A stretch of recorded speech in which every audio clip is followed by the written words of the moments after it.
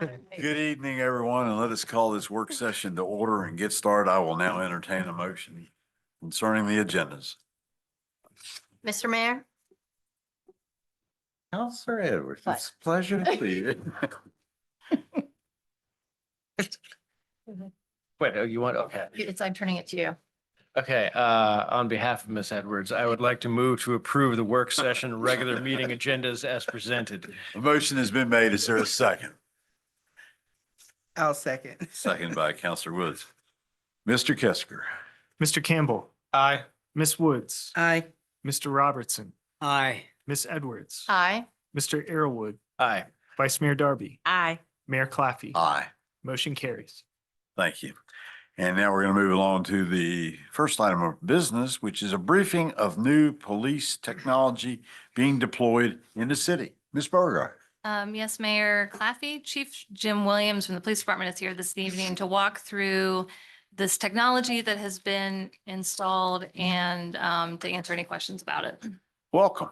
Thank you, Mr. Mayor, members of council. Appreciate a couple of minutes with you tonight. So I want to talk to you a little bit about some flock license plate reader technology that we've recently entered into a contract and started deploying in the city. And our briefing is actually not quite right. It really isn't any new technology. We've been using license plate readers for the past 15, 16 plus years. We've just used them in a mobile platform. So they were on one of our police units that as it drove around town, it would read license plates. And then if it got any hits on it, then we would know. And that was fairly effective. I think we got the LPR through a grant, and, you know, we got some stolen vehicles. We got some wanted people we didn't know just when that car happened to pass them and things like that. But what we've done now is we've entered into a contract with Flock to put license plate reader cameras in 6 different locations around the city, mainly ingress and egress points, busy places where we pick them up. And that has been done in 5 of the 6. We're still waiting on the 6th one. Why do we do this? Well, we know that 70 to 75% of crimes involve motor vehicles. So there's a nexus there as we investigate it. There's really 2 ways that we use license plate readers. The first is we receive hits in real time for wanted persons, missing persons, stolen vehicles, stolen license plates, amber alerts, silver alerts, and blue alerts. And so our officers, once they've gone through the training, will have an app on their phone. If their app is open, if one of the hits come in, then it will go to their phone. It also goes to our 911 center. As you are aware, we run the PSAP, or the Public Safety Answering Point for the city, our dispatch center. So it will come in there, and then they can let people know, hey, a stolen vehicle just came into the city on Middlebrook Avenue. You know, this is the description, you know, whatever. And then secondly, for investigations, we can look back and research the vehicles used in a certain area. And these cameras now, they're not really recording. They're not recording live. They're taking photographs of vehicles, but they will give you make, model, color, and license plate number as long as you're in public. And we've had a few cases. We had a robbery on the West End within the last year plus that we got a really good vehicle description. We got it seen on camera from some Ring doorbells and such. But most of those don't get license plates. So had this vehicle hit one of these corridors with it, we'd have been going back and said, hey, we're looking for a such and such make and model, and possibly found it. Several years ago, we actually had a hit and run of one of our police cars. We're very lucky that the officer wasn't hurt seriously, but just right downtown, and a pickup truck came and just ran through and just plowed over. And I was like, well, and our car was totaled. Our police car was absolutely totaled. And the truck had significant damage in it. And we were able, through some of the businesses downtown, we were able to kind of piece together and get some images of the vehicle. But again, didn't show us license plate data. So I'm like, well, he's got to fix this truck. Somebody's going to find this. And somebody knows who did this. You know, you plowed a police car in the middle of town. We have never solved that case to this day. But if we had these cameras back then, the odds are we would have, you know, he had to come and go somewhere in and out of the city. So we probably would have seen him. So that's one of the utilities for it. What these cameras do not do, they don't do facial recognition. All right. They're taking pictures of the car, right, and the license plate of the car. It does not record speeds of vehicles. We're not looking to do that. We've never had any interest in doing speed cameras or red light cameras or anything like that. Interestingly, since what they're doing is just taking pictures of cars, if a crime took place right outside of one of where these cameras are located, you know, if an assault or something took place, there'd be no record of it because it's only catching the cars and it's taking the pictures at a certain angle to try and get. So what does it do? It gives us another investigative tools for criminal investigations. It's a pretty widely utilized technology now. Like I said, we're really not new early adapters in this. We're probably middle to the end of people who are adopting it. And since so many other people adopted it, we link with other law enforcement agencies that use it, which is another thing. Gus County has it, Harrisonburg has it, and we get their data as well as they get our data. Can it be misused? Absolutely, right? And human beings are the ones that do that, right? So we train all of our people. Every single transaction is audited and it's monitored. So we have had, as long as I've been a police officer, an NCIC VSIN system, which is basically a database of all vehicles and things like that. And have officers sometimes like wanted to run a tag to find out, you know, where their estranged wife was staying or whatever. Absolutely. That has happened over the years. It hadn't happened anytime recently, but it has happened. Also our central records system, people can get in that, but it can only be used for law enforcement purposes only. And this is the same way. So if someone were to try and use this for some nefarious reason, obviously we'll be able to track them back very quickly and take disciplinary action, including criminal charges, actually. You can't use any kind of computer data for personal reasons. So that's how we would take care of that. Not anticipating that happen, but we know that the possibility is real. So a little bit about the new LPRs, which, like I said, we've got 5 of the 6 that have rolled out. We actually had a missing person about 2 weeks ago in our city that got located as a result of an LPR in Harrisonburg, and we were notified, and then they found the person and we were able to bring him back home. So there's all kind of success stories all over the United States, from Amber Alerts of children, you know, abducted in Ohio and found in Florida, things like that. It's another piece of the technology. It's kind of a force multiplier that gives us some more options.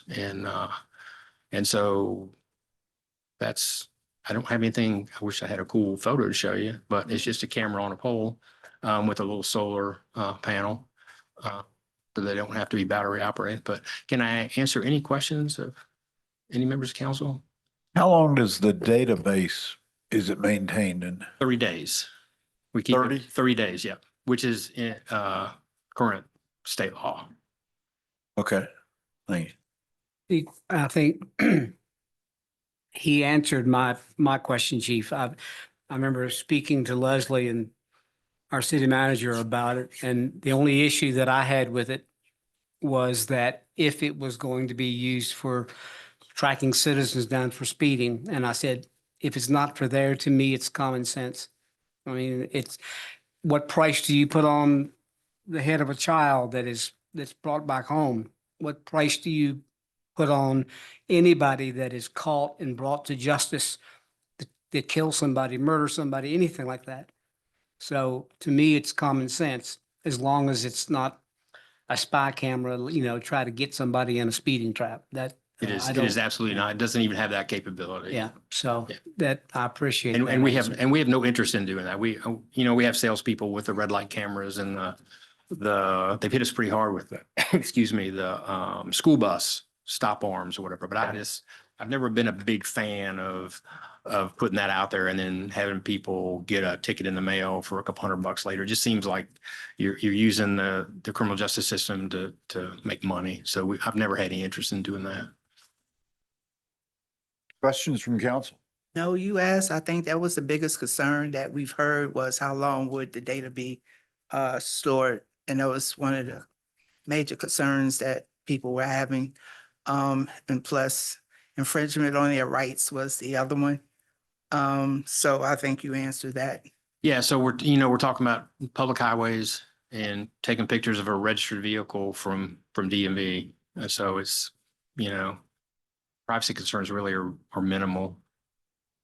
Chief Williams, is there any chance for error that a car is misidentified, license plates are misidentified? Or are they very, very accurate? There's always a possibility, but you're talking about computers and Mhm. all our folks are trained Mhm. not to just trust the hit, right? And so interestingly, DMV does some weird thing, like if you have one single license plate stolen, they will let you keep that license plate, like if it's personalized or whatever. But then we can enter it as stolen. Well, then you may be driving that same vehicle, Hmm. right? Yeah. As well as somebody else who's probably hanging it on the wall, but they're not. So we always have to be sure. But when they first came out, the LPRs was interesting. Our officer would drive down the road because they're just reading numbers. So sometimes they'll try and read street signs, whatever. But picket fences, interesting, will come up 1111111 because that's what it looks like, right? Yeah. And so it tries to enter that. So if you ever want to do something nefarious, you could probably get a personalized tag 1111111, and they probably would discard that because they think we just drove by a picket fence. So, but yeah, there is always a possibility. Don't But- say that, course. chief. I'm sorry. Don't say that. They're human. Well, Chief, I did want to know, where do you guys get the flagged plates? Like who puts that in? What database is that from? Is that, So it's our data, but Flock takes care of that, like in the cloud. I think it's actually AWS. so it's all like you guys give the data to Flock and it ends up being in the database. So you're not getting it from, Oh, well, so all the hits, like the silver alerts, amber alerts and all that Yeah. kind of stuff are imported from the state police. okay, so you have like we're taking data from amber alerts, from silver alerts, from blue alerts, that kind of thing. So you guys choose specifically what databases or whatever. Well, these it's things basically flag. it's basically the NCIC and VCIN, which is the state. So if there's a kidnapping in Manassas or whatever that gets entered in the NCIC VCIN, and then we all see it. Any law enforcement agency in the United States, as soon as it gets in there, then that becomes something that there will be a hit from. So that's where that data comes from. We're not reinventing that data. And so do these cameras then alert only Stanton police? Oh, no, anywhere. Okay, so it's like a full Yeah. in Stanton, this, Right. person on that. Okay, so you said they take pictures. There's no real-time video capability. Not with the ones that we bought or Okay. are leasing. They do have products that do have real-time cameras, but that's not what we leased. Ours are just still images. And The time marker, yeah. yeah, Yes, and so Stanton Police has sole control over these cameras, 100%. Yep. but they do report out to They're anyone. tied into a national. Yeah, they're tied into Yeah, a so- national, but we have control over us and our data. Whatever we enter is ours. Okay. But if we enter a missing person and then somebody may see him in Sarasota, Florida, I mean, the record's going to be there. Yeah. But it would be that way regardless of whether or not they have the cameras. That's just the way that the NCIC system works. Okay. What was the decision making around 30 days? Because I mean, That's state law. it's the same. Yeah, that's current state law. Yeah. And is there somebody who's responsible in the PD that every 30 days goes? Well, it in and actually does it It does it automatically. automatically? It does automatically. It's similar to our Axon cameras. Like, so much of this data is going to be like our body worn camera data. It just gets dumped, because it's not an event that really involved anything. And if we're not reviewing it or whatever, then it just gets written over after 30 days. Is there any other firms that provide this service beside Flock? That's a good question. Probably so, because what you find in law enforcement is as soon as somebody figures out they can make money, then somebody, like Axon is the big body worn camera, but there's 100 vendors that probably do body worn cameras. So I suspect there are. Flock, I think, has gotten there first maybe, and seems to have the best share, and their product has been pretty good so far. So Is that all that's being used in the state of Virginia? I don't know that. It's the only one that I am familiar with, but They likely have competitors. I know Flock is Charlottesville, Augusta County, Waynesboro, Harrisonburg, whole bunch of other places around. I I'll read an just- article today in Fairfax. Fairfax has been using it for a while and has had some real big success stories in Fairfax. I'll just add to, in that note, that the city used a City of Suffolk cooperative contract to purchase this.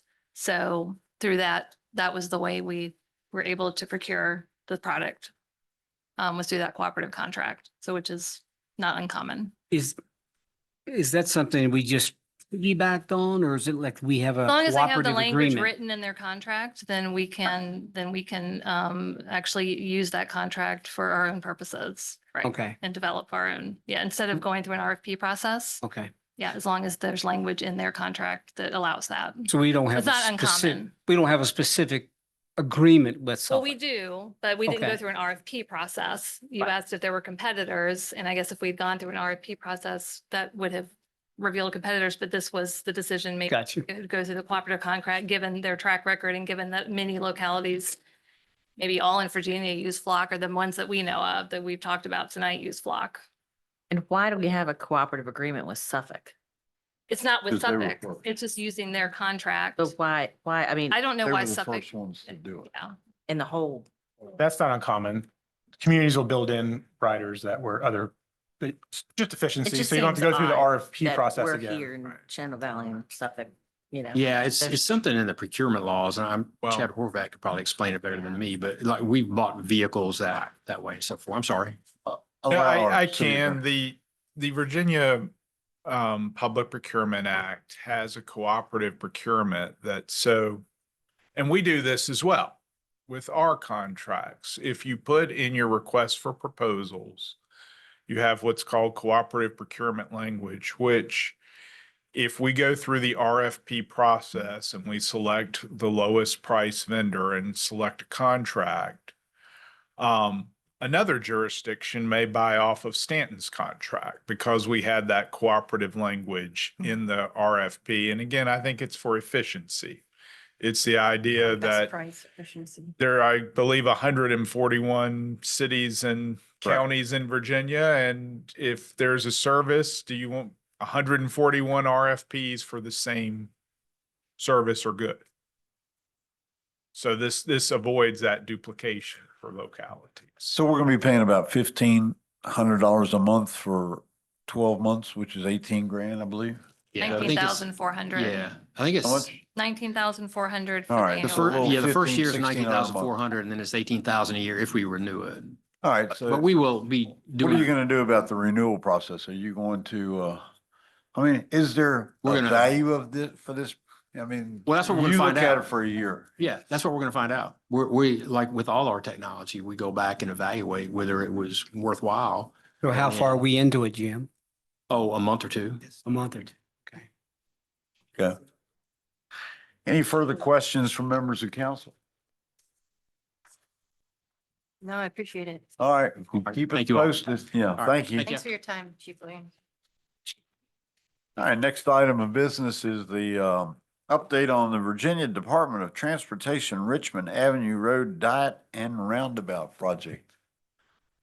Ms. Okay, Gardner. I'd like to introduce Lyle Hart, the city engineer, who will introduce this item, and also our guest from VDOT this evening who will actually present this item.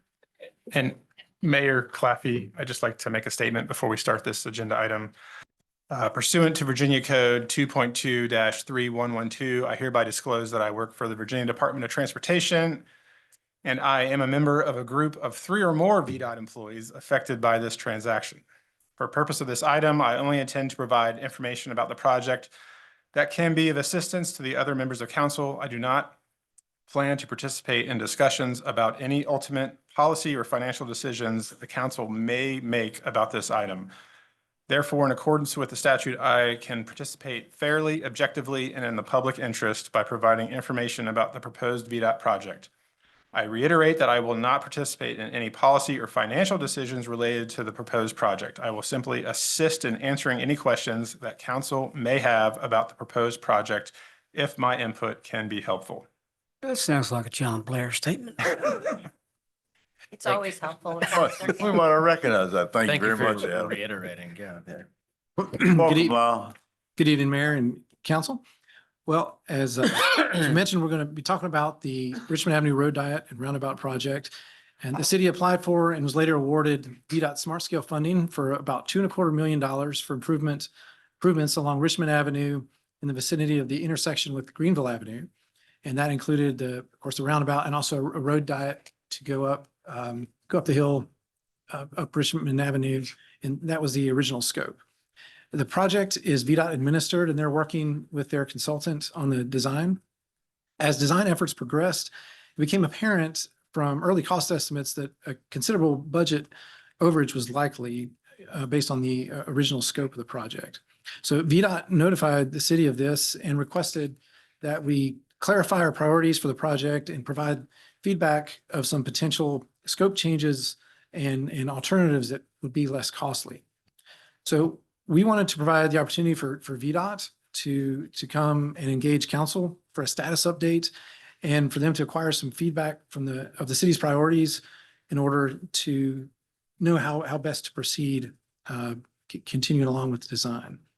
So tonight we have Sabrina Tarbell and Brad Reed and Tim Gregory, who are here with us from VDOT. And I believe Sabrina and Brad are going to provide an update and present some of the options that they have developed to this point. So thank you guys for coming.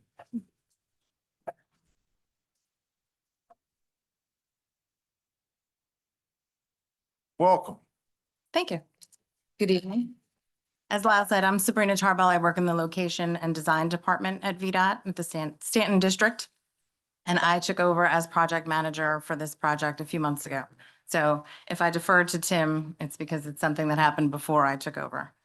So I see you have your packet, so that'll help. But for those who don't, this was the original smart scale sketch that was done back in 2018. So a lifetime ago, when you think about it, it was pre-pandemic, pre-inflation. So that'll give you a history as to why our numbers were so off. I'm assuming that would be your first question. So that's a big part of it. The key features for the smart scale application was a 2-lane, what we call a hybrid roundabout. So it's 2 lanes in certain parts and 1 lane in others to make through movements go a lot smoother. And it doesn't have that fear that people have of roundabouts. So it's a more instinctive way of going through it. It then included about a third of a mile up Richmond Avenue of a roadway reconfiguration, or what used to be known as a road diet. And so we went from 4 lanes to 2-lane divided highway. So our current funding is a little over 2.2 million. And when we got the estimate for the original scope back earlier this year, it came in at $15,790. 15 million. Great. 15 million. 15 million. Dang. So as engineers, we couldn't just come to you with a problem. We wanted some solutions as well. So we came up with alternative number 1, which was simply an intersection improvement that will connect to the Greenville Avenue roadway reconfiguration and clean it up a little bit, make your lanes clearer, new sidewalk, high visibility crosswalks, pedestrian signage and signals. And we would adjust the signal timings as well.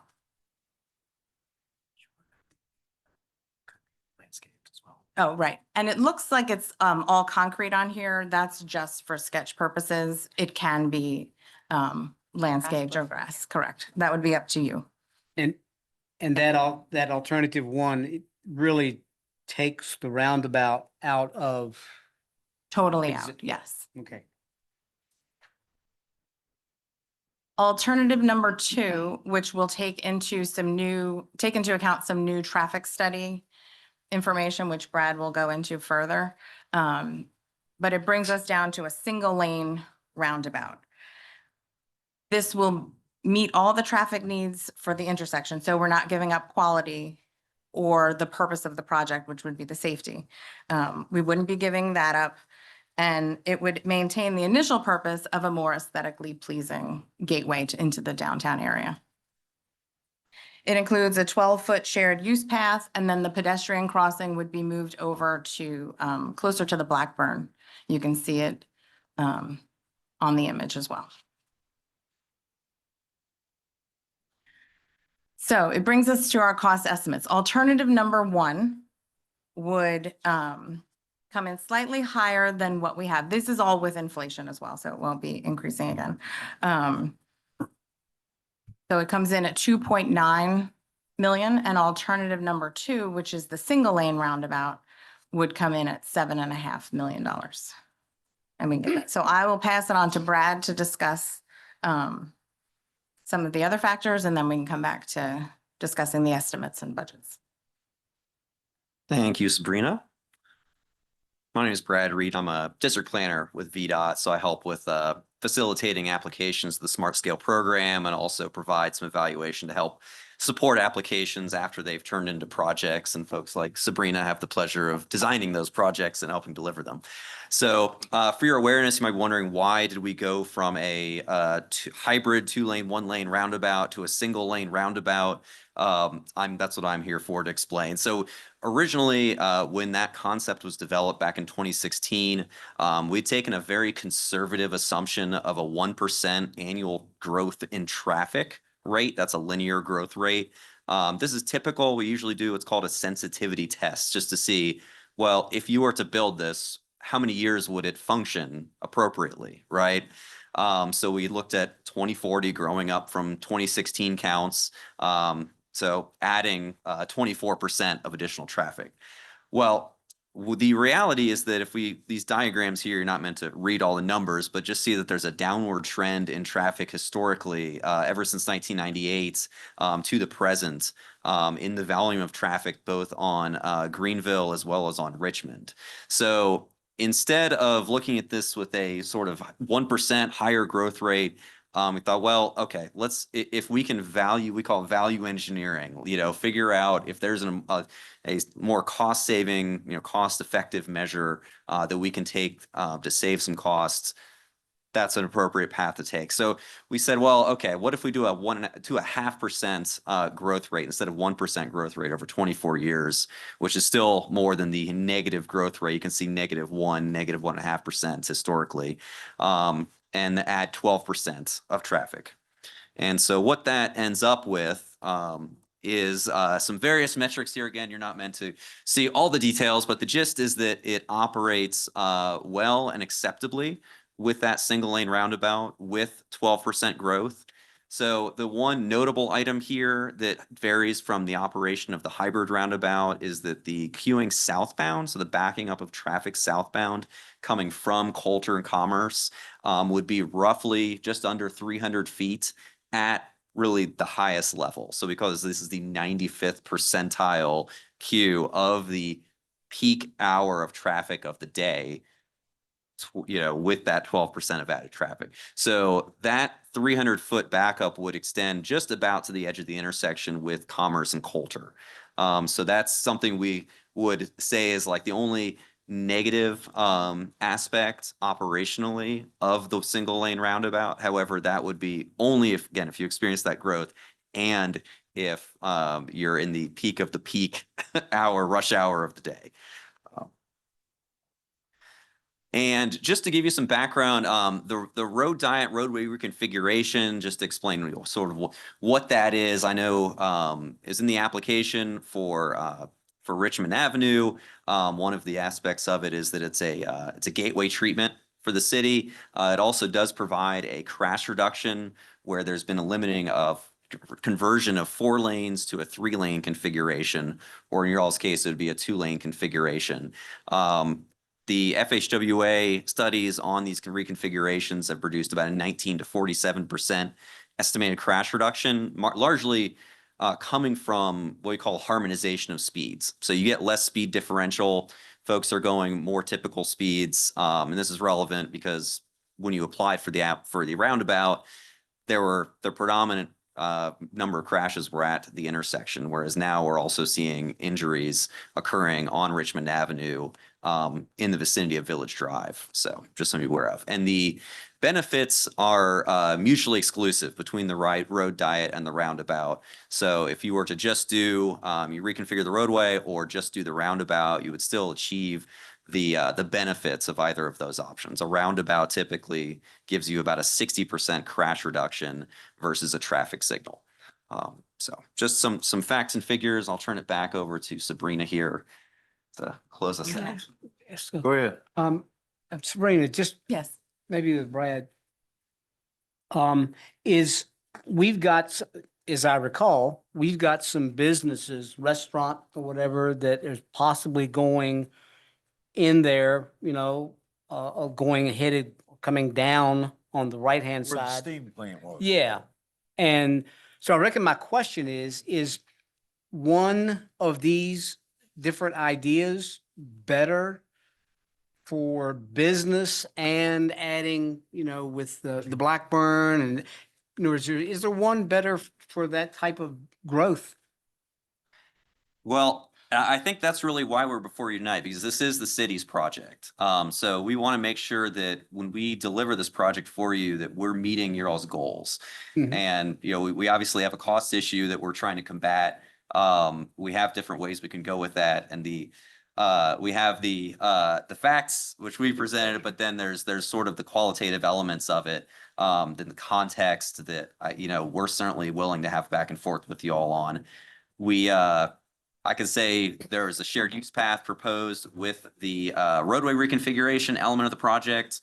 That shared use path would go away if with the changing over to either of these options, but there is still a sidewalk that would serve that business at the steam plant. Aside from that, I don't expect that the amount of traffic generated from that site would necessarily be an issue for any of these alternatives to handle. Go back to that city project. That line just burned me up. If you wouldn't mind explaining how something can become a city project after we are told for years that this is a VDOT project that we're getting a roundabout since 2018. And suddenly the VDOT roundabout project is a city project worth $2 million. Can you expound on that for a while and tell me how it went from being a VDOT project to a city project in the course of the last 3 months? So the Smart Scale program is the grant program from which this project is funded. The locality makes the application to the Smart Scale program. So this is a City of Staunton application request for funding from that program.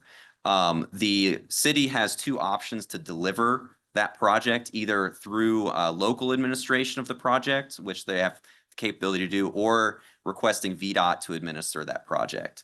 In this case, the city requested that VDOT administer and deliver the project. So this is a city project being delivered by VDOT on city maintained roadways. Was there a dollar total associated with that when VDOT offered that? I'm The sorry. local administration. Was there a dollar amount agreed upon when we agreed that VDOT was going to handle it? There's a preliminary engineering cost that's built into the budget. The budget is split into three parts. There's the PE, which is preliminary engineering, right-of-way and utilities, and then the construction, which is actually the building of the project. So the PE portion, which is usually a percentage of the construction budget, was built in for VDOT to administer the project.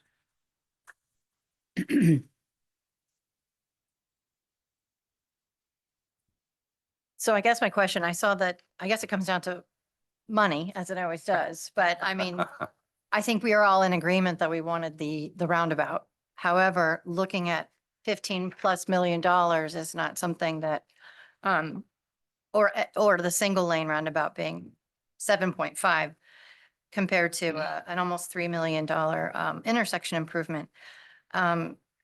What of the 7.5 is the city responsible for? Does VDOT add to the funds? Can you explain the Yeah, funding? so on that? the alternative number one, the additional funding would all come from VDOT. We would find other places to pull that from to put toward the project. And how much would that be?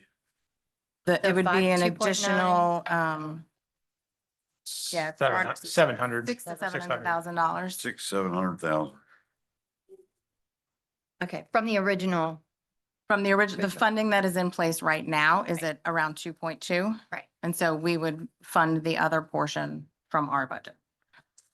Alternative number two, we've been putting out feelers. And again, we didn't want to go too far down one avenue because it just chews up our budget, honestly. So we wanted to get as much information as we could to bring to you without spending a ridiculous amount of money. So we have looked into additional funding from our sources that we might be able to put toward it, but we wanted to see if you were even willing to put money toward it, because if not, then again, we won't go down that road and waste the money that we do have. So that's where we stand now. Obviously, it's not an answer that we would get tonight, but to get it on your radar is if you have any money, then we can see how much more we can bring to meet what we need.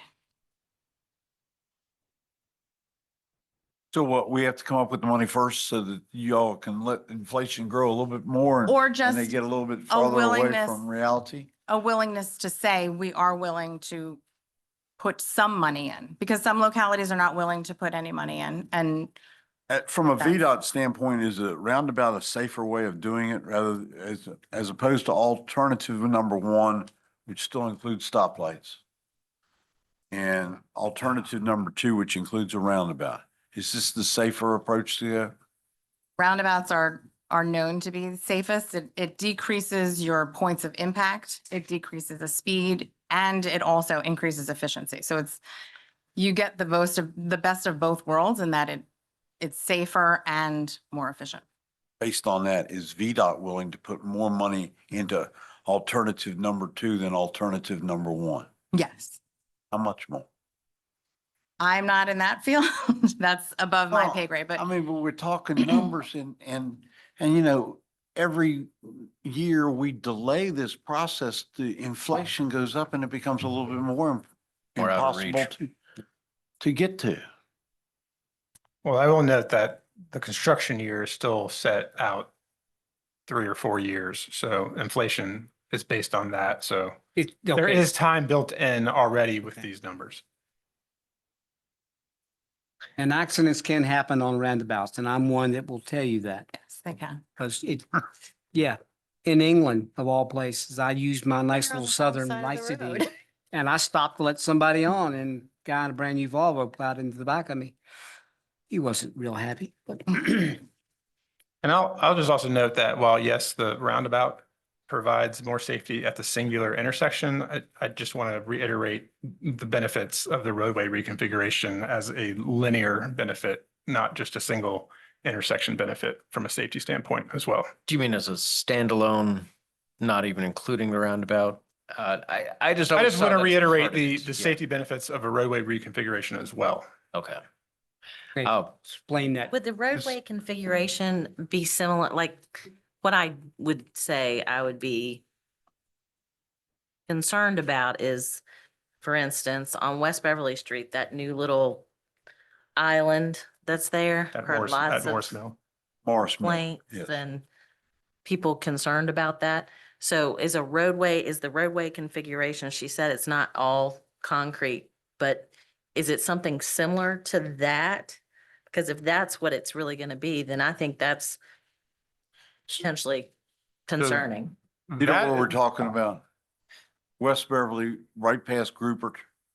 That's a or Morris Mill. geometric change. That's not a roadway reconfiguration. Okay. That's just changing the angle at which an intersection to lower speeds, taking the right turn onto Morris Mill.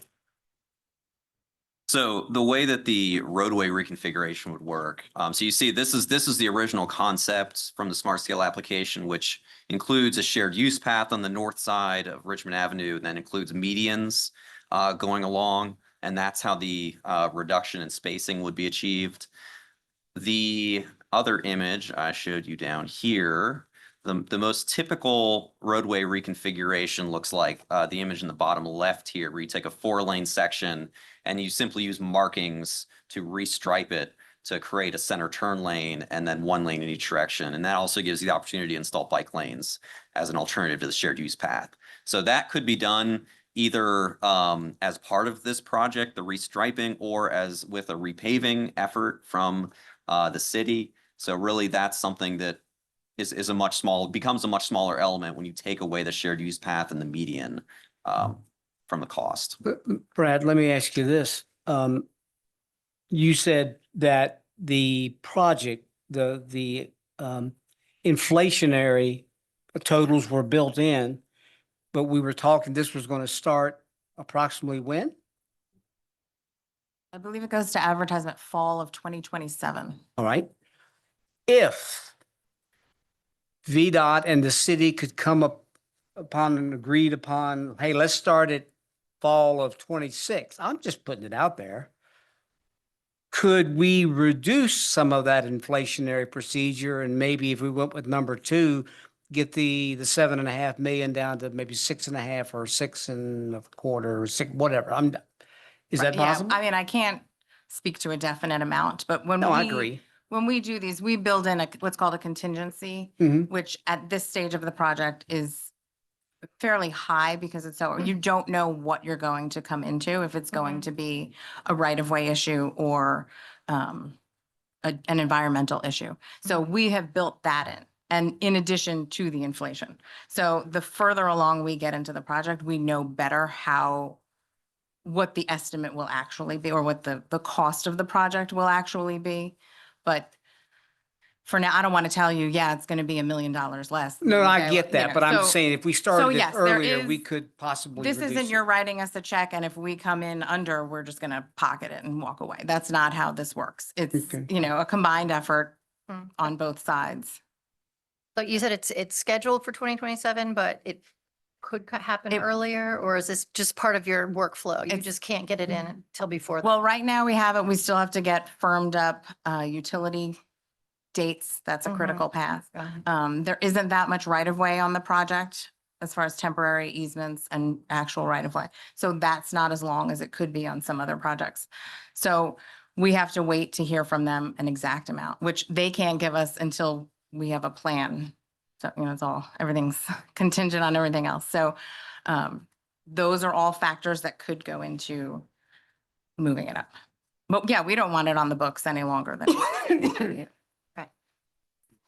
Okay.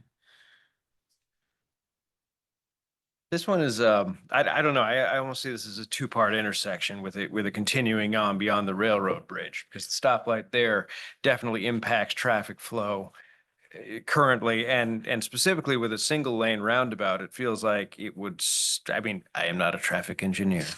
I just like to divulge that right now. But it seems like with one, because we're going from 2 turn lanes to 1 turn lane coming off of Richmond there. And then we're also going from 2 turn lanes to 1 turn lane going on to Richmond there as well. And it seems that with 1 lane going around that could stack up beyond, especially coming from Richmond onto to go under the railroad bridge, that could stack up on us pretty well.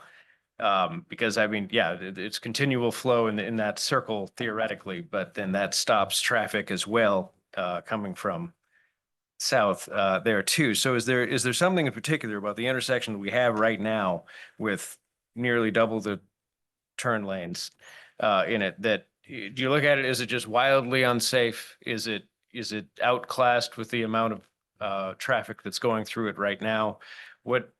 Why are we looking at it and saying we need to just completely redo it? Well, I think the starting point there is the city asked to redo it initially. That was the city's application for the roundabout. Well, the two-lane under the roundabout, premise yeah. that there was a crash trend at the intersection that could be mitigated by a roundabout. Mhm. Recognize roundabouts, the benefit of roundabouts, Sabrina talked about a little bit, but it virtually eliminates angle crashes, which are generally the most injurious form of crashes. So most crashes at a roundabout are either rear end, which unfortunately experienced, or side swipe crashes. So a single lane roundabout would, in this case, we model it with piece of software that's basically the industry standard software for how we assess roundabouts across it's most any agency across the country is probably using this same software to assess what those outcomes would be based on a set of inputs. The intersection today does have more lanes, frankly, than what it needs from a capacity perspective. So the multiple turn lanes, generally having more lanes than what you need can lead to things like speed disparities between traffic, additional lane changes at the intersection. So there are particular benefits that, could be brought forward from the roundabout in addition to just at the intersection. You're also be narrowing down to one lane and sort of getting more even flow into the intersection, approaching it from each leg. Okay, like stay on target, stay exactly where you're going, don't shift across. Right. You Okay. don't get as many weaving movements, we call them, at the intersection. So right now, if you turn off Richmond Avenue, you're turning right, you're headed up towards Commerce. If you're not in the right lane, you're then changing lanes. So there's a lot more shifting of traffic with those multiple lanes. And typically the reason why you'd have those multiple lanes is to help facilitate additional capacity to move traffic through the intersection. So that's just speaking in generalities to your question, Mr. Yeah. Irwood, but I'd say the roundabout would in our opinion operate satisfactorily. Even in one lane. With one lane, yes. Yeah, I'll admit, when I first looked at it, and we had our 2x2s about this, I said, well, VDOT wants to take the roundabout out of the roundabout project. And now to hear it's a one lane instead of the 2 lane, the 2 lane made a lot of sense to me. The 1 lane, I'm still, I don't know. You guys are the experts. I'll have to go with this data. And just to disclose background on the application, it started off as a road diet.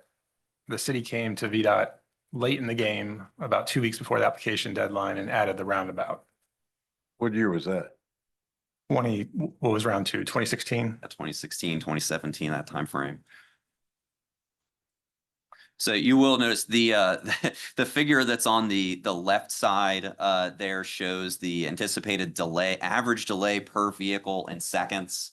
So the highest number that you'll see on there is roughly around 12 seconds per vehicle of average delay, which is lower than what you experience at the intersection today. That equates to, in the terms of how we usually relate this to the public, we use level of service grades, because the grading system A through F, which basically is meant to translate the amount of wait time into something that's more relatable to the general public. And the level of service in this case, based on those delay figures, is a level of service A on 3 of the approaches and a level of service B on the approach for Richmond Avenue.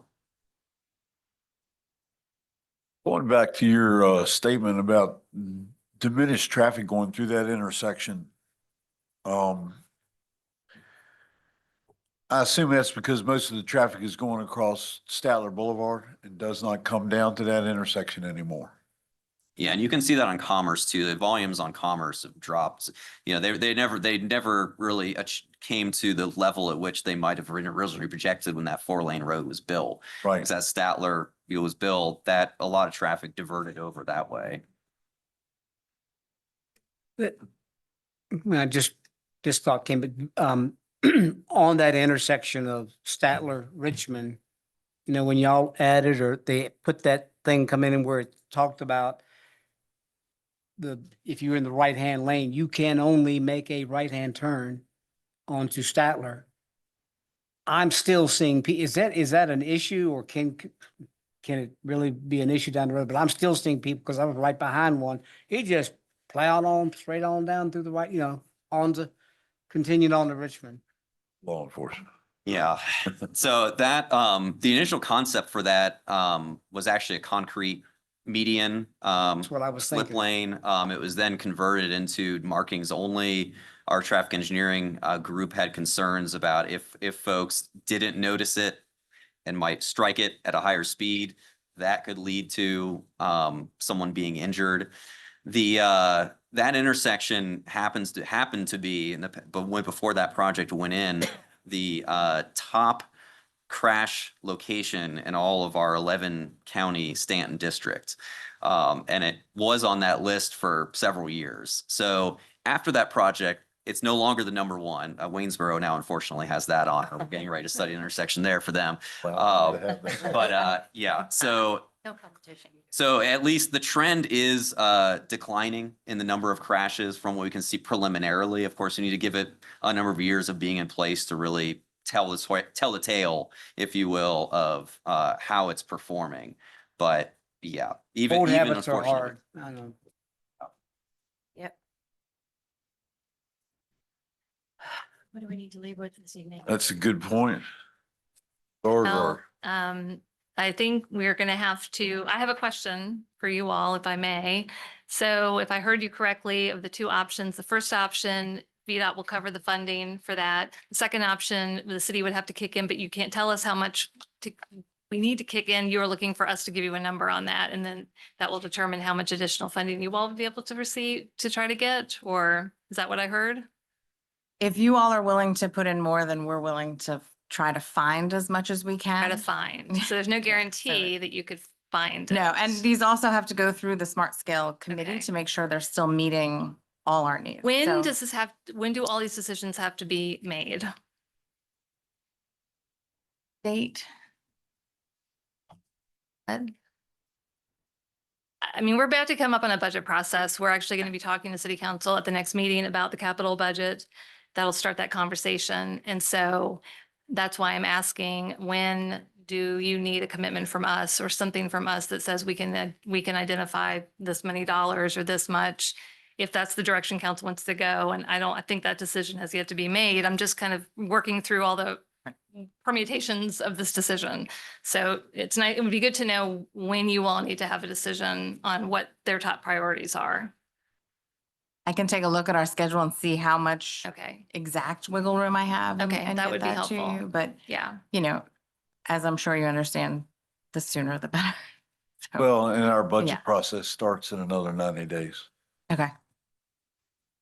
So it starts in 19. No, well, actually, we'll be Sorry. talking about the capital Okay. budget starting at the next meeting. Our next meeting's in December. And that'll pretty much kick it off, but the budget won't be presented until March. But there'll be discussions before that time. And so that will be the time to talk about this and what council would like to do. But if there's a different timeline that you all have in mind, that would be good for us to know too. I'm sorry, does that sound fair? I'm just putting it out there as a Well, we the need to get it opportunity out. we need to get. Debate it. Yeah. Yes. Yeah. Like a dance. One step forward, one step back. Well, exactly. And of course, after this evening, if council has any other questions after the presentation, if you think of something, please let Lyle and myself know. And we'll send those to you all. But again, if you can give us a timeline or kind of spitball something, that would be very helpful for us as well. Sure. Didn't bring any checks with you, did you? I'm Augusta Didn't- County. Big checks. Jesse's not here, so All right. Well, thank you all very much. Thank you. Thank you all for, Informative. Thank you so much. Appreciate the work you're doing. Yeah, we really appreciate it. Mr. Laird, dig us up some money. Tell us what we need to do. Thank you all for coming. All right, next item is a discussion of the real estate assessment appeal process. Ms. Beauregard. yes, Doug Flynn, our city assessor, is here this evening and has prepared some information to share. And then he'll be happy to answer any questions and take your feedback. Welcome. Welcome, good evening. Good How are you all evening. doing today? Good. Okay. Thank you all for allowing me to have the opportunity. So we have made some advancements, some enhancements and refinement to this process. Now, we do have a new appeal form that has been developed and is ready to be implemented. In addition to this, we've got, for this paper trail, because we believe in accessibility, responsiveness, and this log tracking. So it'll, from point A to point Z, you'll have the appeal, the initial contact, the date of the contact. We'll track the parcel identification number, the address, the owner's name, their contact, either phone number or email. Then period, we'll have the appraiser remarks of anything that's been discussed between the appraiser or the assessor, myself, and the property owner. If at that point it's resolved, we'll mark it as resolved. If not, we'll go ahead and we'll send the appeal form, track that. Once we receive it back, we'll track if we've got it back or not. Make a notation of the date of our field visit, if it's an interior inspection and an exterior inspection, or just an exterior inspection, or if the property owner cares to, they can decline that as well. Then after that has taken place, we'll draw up a notification of the assessment decision. We'll notify them by phone, email, and we will send out a written letter to them.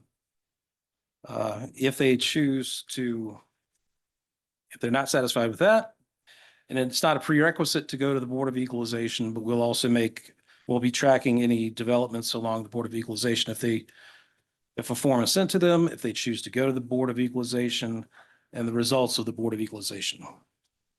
And taxpayers, property owners can also elect to not even do the assessment level appeal or the Board of Equalization. They could go directly to circuit court, or they could do it sequentially.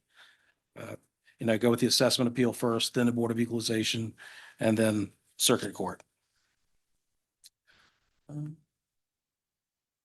Third thing is, prior to this, apparently the only way that the taxpayer could get a copy or could get an appeal form was actually coming into the office, where that is certainly an option. We also have dedicated a new email address, point of contact, where they can request an appeal form online, or not on, they can request it by sending an email, coming into the office, or giving us a call. So that's another avenue for accessibility. They can give us an email, because of course, during working hours, not everyone's available to come in. And so they can appeal, get the form any day, anytime, day or night, and fill it out at their leisure and at their convenience. So let's get forward to the actual, the steps of what happens during the appeal process. The first thing that happens is the property owner gets a notice of their assessment. And at that point in time, if the property owner, they look at the assessment and they'll reflect on perhaps what the market's doing. If they don't feel that the property is either one of three things, either not reflective of fair market value, is inequitably assessed with other comparable properties, or if there's any property errors with property, they can either, like I said, whether it's a basement that's finished or not finished, or if we thought you've got 3 full bathrooms and you've only got 2. Those things, either call us, email us, regular mail, or come on and stop into the office. Once again, that's whichever's most convenient for the property owner. All right, so this is the traditional point of contact. And if they also have the option, if they don't want to discuss their property or anything with the appraiser, they can just request the appeal form to be mailed to them or emailed. Of course, when the appeal period comes out, when the assessments just come out, there's usually a high volume of calls and contacts. So the appraiser will either, if available, will respond immediately, or we'll get back to them within 72 business hours. Of course, then the appraiser will evaluate all the evidence they presented. And we'll offer to make a field inspection, exterior inspection, and we'll request to make an interior inspection of all those that call. Property owner can accept or decline that. That's up to them.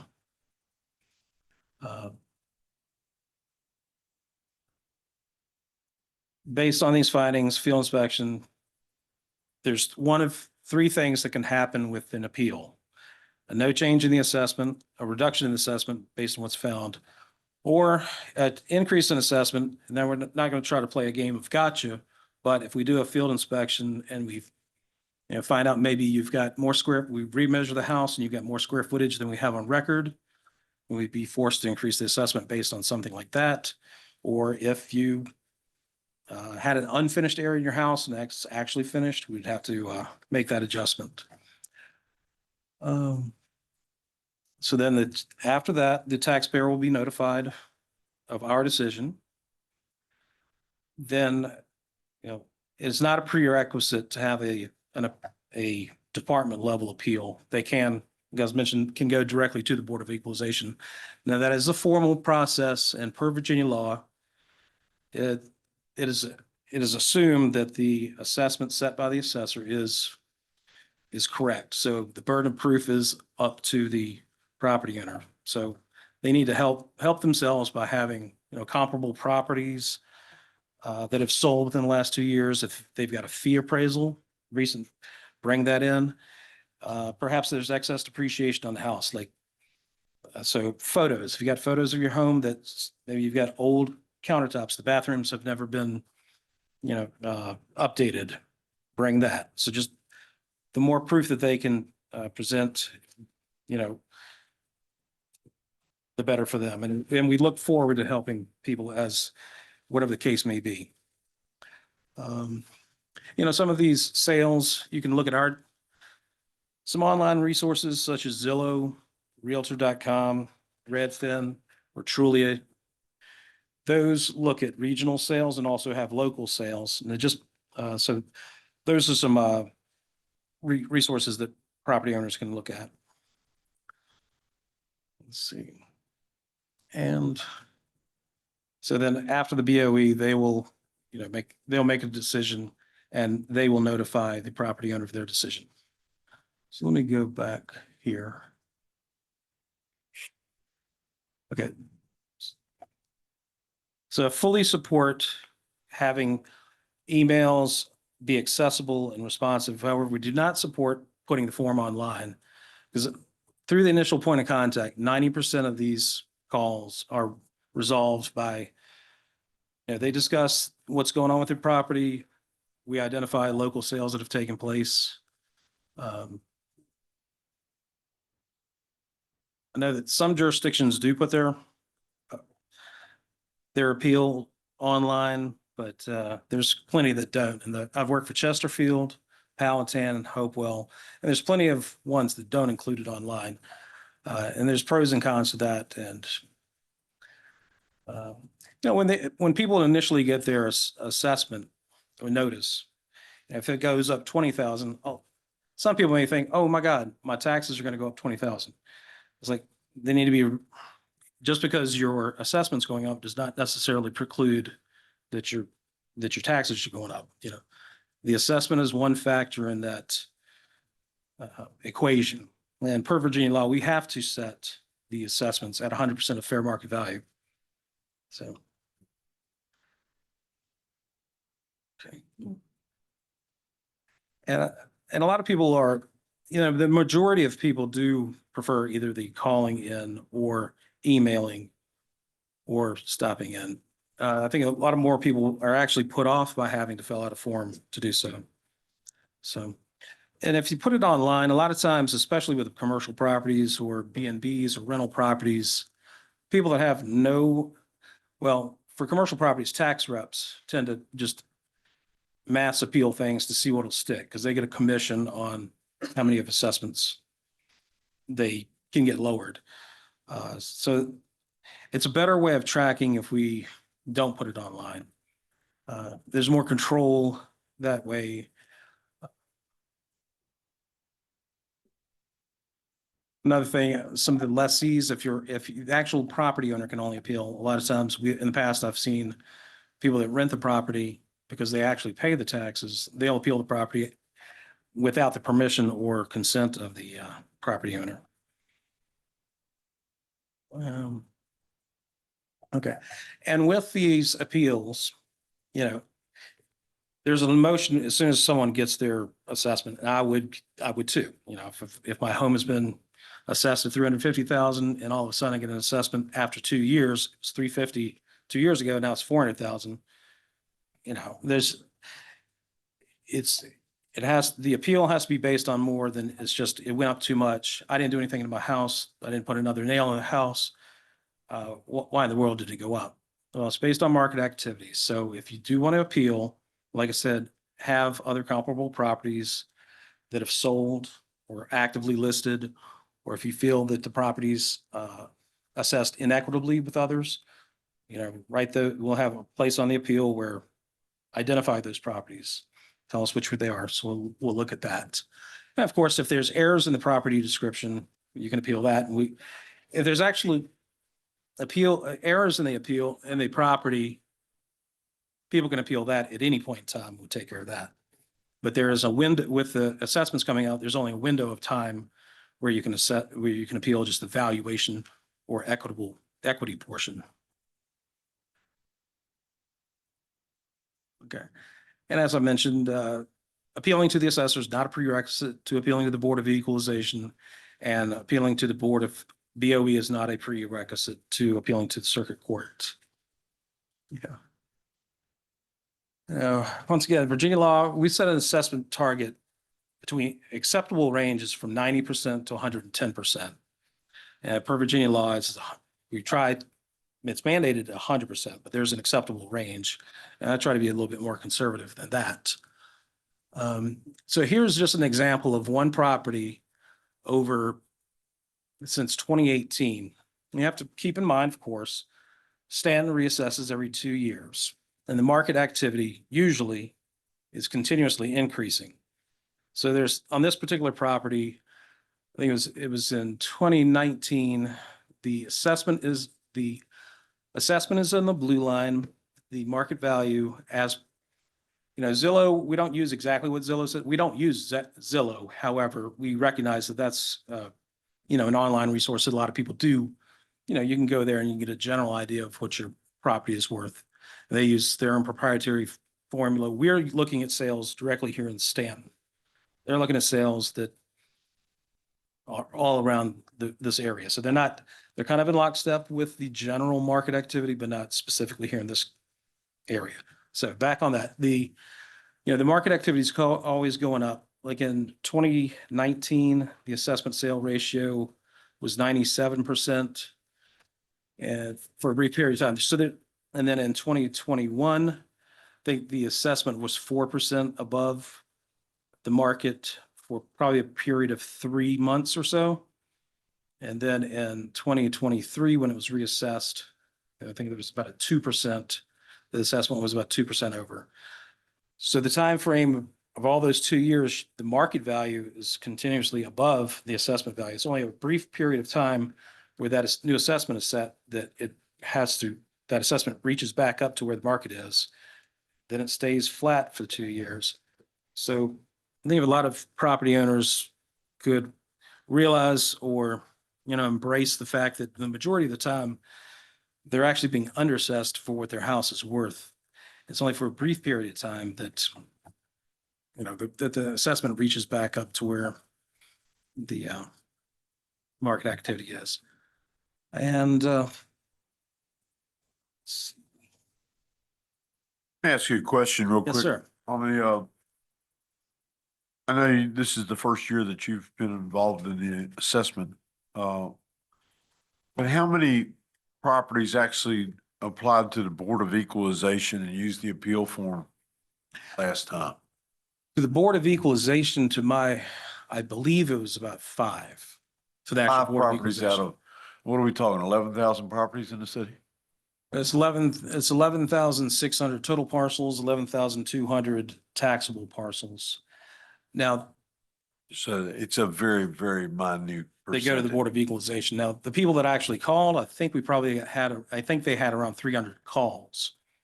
Of those calls, I believe it was around 35-ish, maybe 40 actual appeals. So the majority of those calls and where they didn't think that the assessment was correct, or they may want to call and say, my neighbor, he's got a broken down car in his yard, it's affecting my property value. Or a lot of times it's civics lessons, or just discussing, this is the process, this is what's going on. I understand that. So, but back to the point, actual Board of Equalization was probably 3 or 4. It's a very small, it gets filtered down through, it's a tried and true process that we work through appeal. Any members of council have any questions about the new form? Not specifically about the new form, I'm just very glad to see that there's a specific email address that was an issue in the past, so that 24/7, anybody can you start the process or start asking you questions.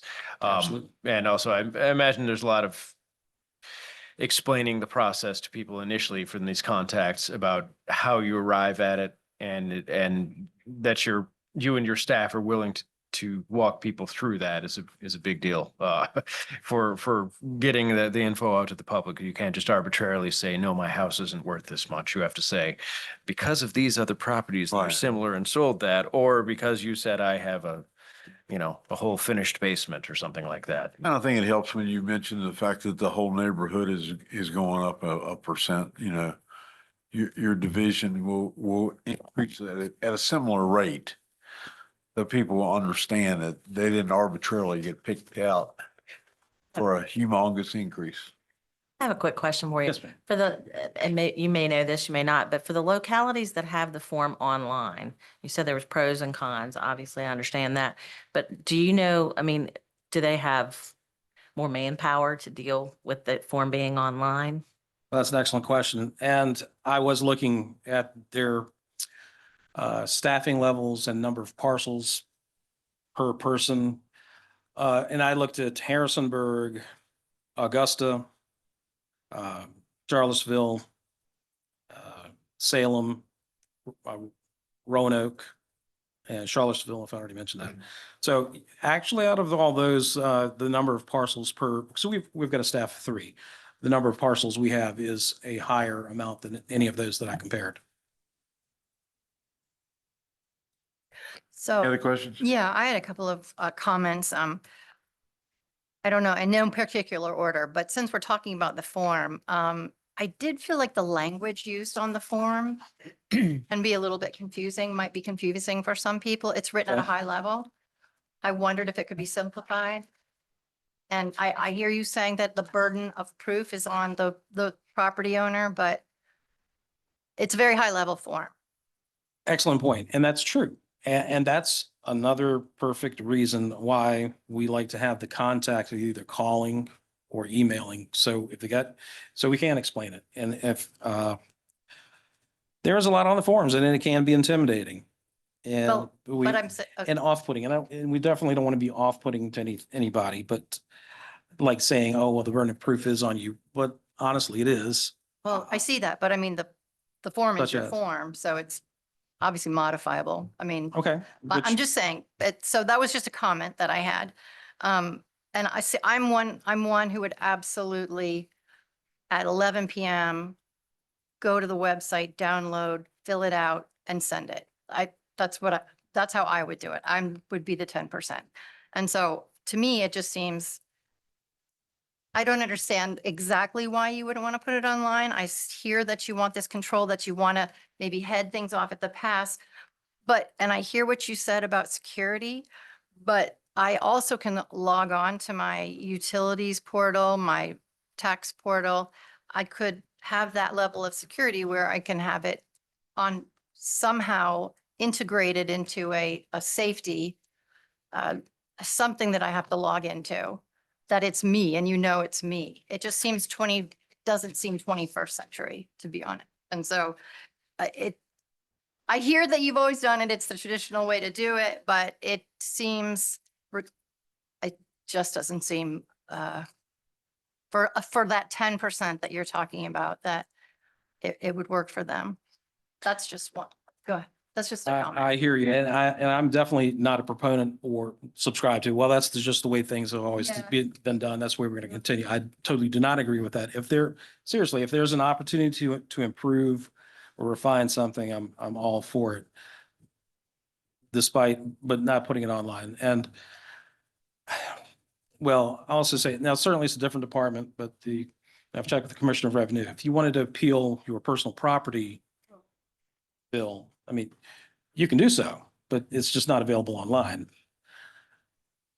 Because a lot of that part is high level, if people fill this out, a lot of times they might not be including those comparables, or, show us your photos of your depreciation, or, show us the worst of make it the worst case scenario, make your house look worse than it possibly is, or show us those comparables, Yeah. really prove your point. Yeah. Uh, Yeah, I was just thinking that for some people that would be their Yeah. first point of contact, but you're saying sorry, I just wanted to bring that up. And I wondered if you had sort of something that you do leading up to this season, as we heard that, of course, assessments values will probably go up.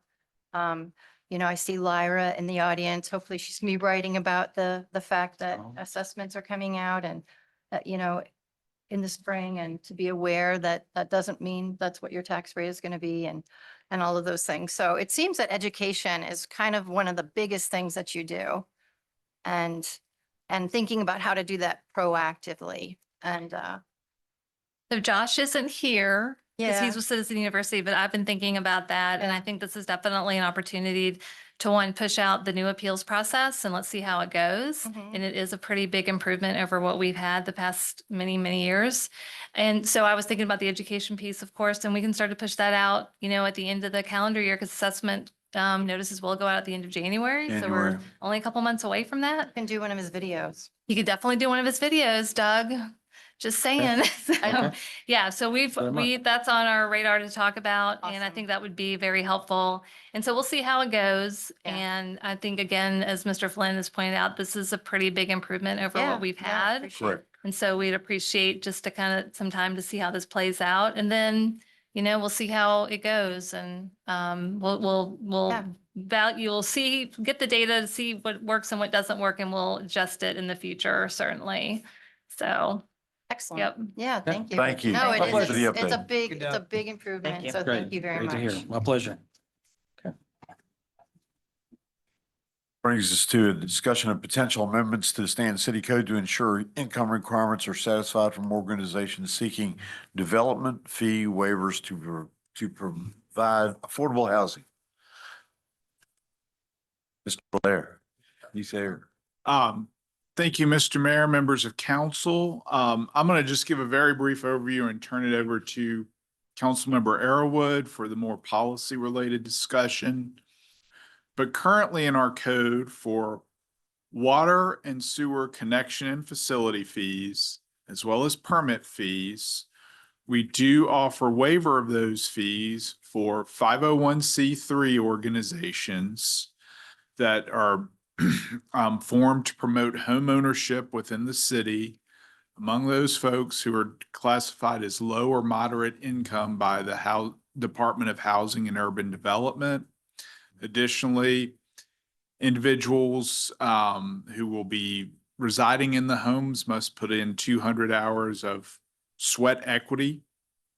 Councilor Airwood asked that the city manager and city staff might be able to have an ability to verify the income of the potential residents that will be residing or owning those structures. And the code amendments before you reflect that for all 5 sets of fees. And I will turn it over to him now. Thank you, Mr. Blair. I see as bringing this part of what we do in line with HUD requirements and other things like that. Like HUD money has to specifically be assigned to a certain projects and has to be shown that it was used directly for what it was put towards on that. And I just see this as us, like I would like the city to be able to move forward and help more with the housing crisis and help organizations that are doing their part for this. But there also needs to be accountability in that. And we need to be sure that we're getting traction where it's going. And this is just ensuring that organizations that are working with any help, any waivers of fees or any funding we're able to provide with that are in fact getting it to the populations that it's intended to serve. Mayor Claffey? Yeah.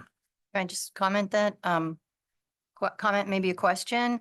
And I appreciate you clarifying and adding wording to the code to ensure, as you said, ensure that the folks that the properties are intended to serve are the ones that are getting those properties. I'm concerned about the timeline because It's my understanding that an organization would come to council to request a waiver prior to an applicant being named, prior to the resident being chosen. And so how would that work that that the city could have accountability when the resident had not even been chosen? Thank you. Yeah, oftentimes, in particular with housing, with housing being created for this, you're correct. The organization would end up coming and ask for a waiver on this. And so they would not be charged permit fees. They would not be charged sewer and water connection fees.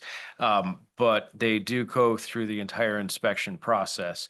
And at the end for these houses, they're issued the COA, the certificate, the CO, excuse me, the certificate of occupancy. So then it would end up being a condition of that certificate of occupancy being issued that it is shown that the requirements were met. Because no one can move into that house until the certificate of occupancy is issued, house, townhouse, whatever. That's just not structural requirements, but also the organization's own requirements? This would be holding these charitable organizations to their own requirements on that. And so that certificate could be sent to the planning department or whatever the appropriate department. Typically, these requests would be tied to certain addresses. With that, you'd say we're applying for a waiver for this address that we're going to be building whatever on single family house, townhouses, whatever. And then at the end, it could be tied to for me, it seems like the easiest moment for that to be tied to that would be the certificate of occupancy. When by then they know exactly who is going into Right. this home. Right.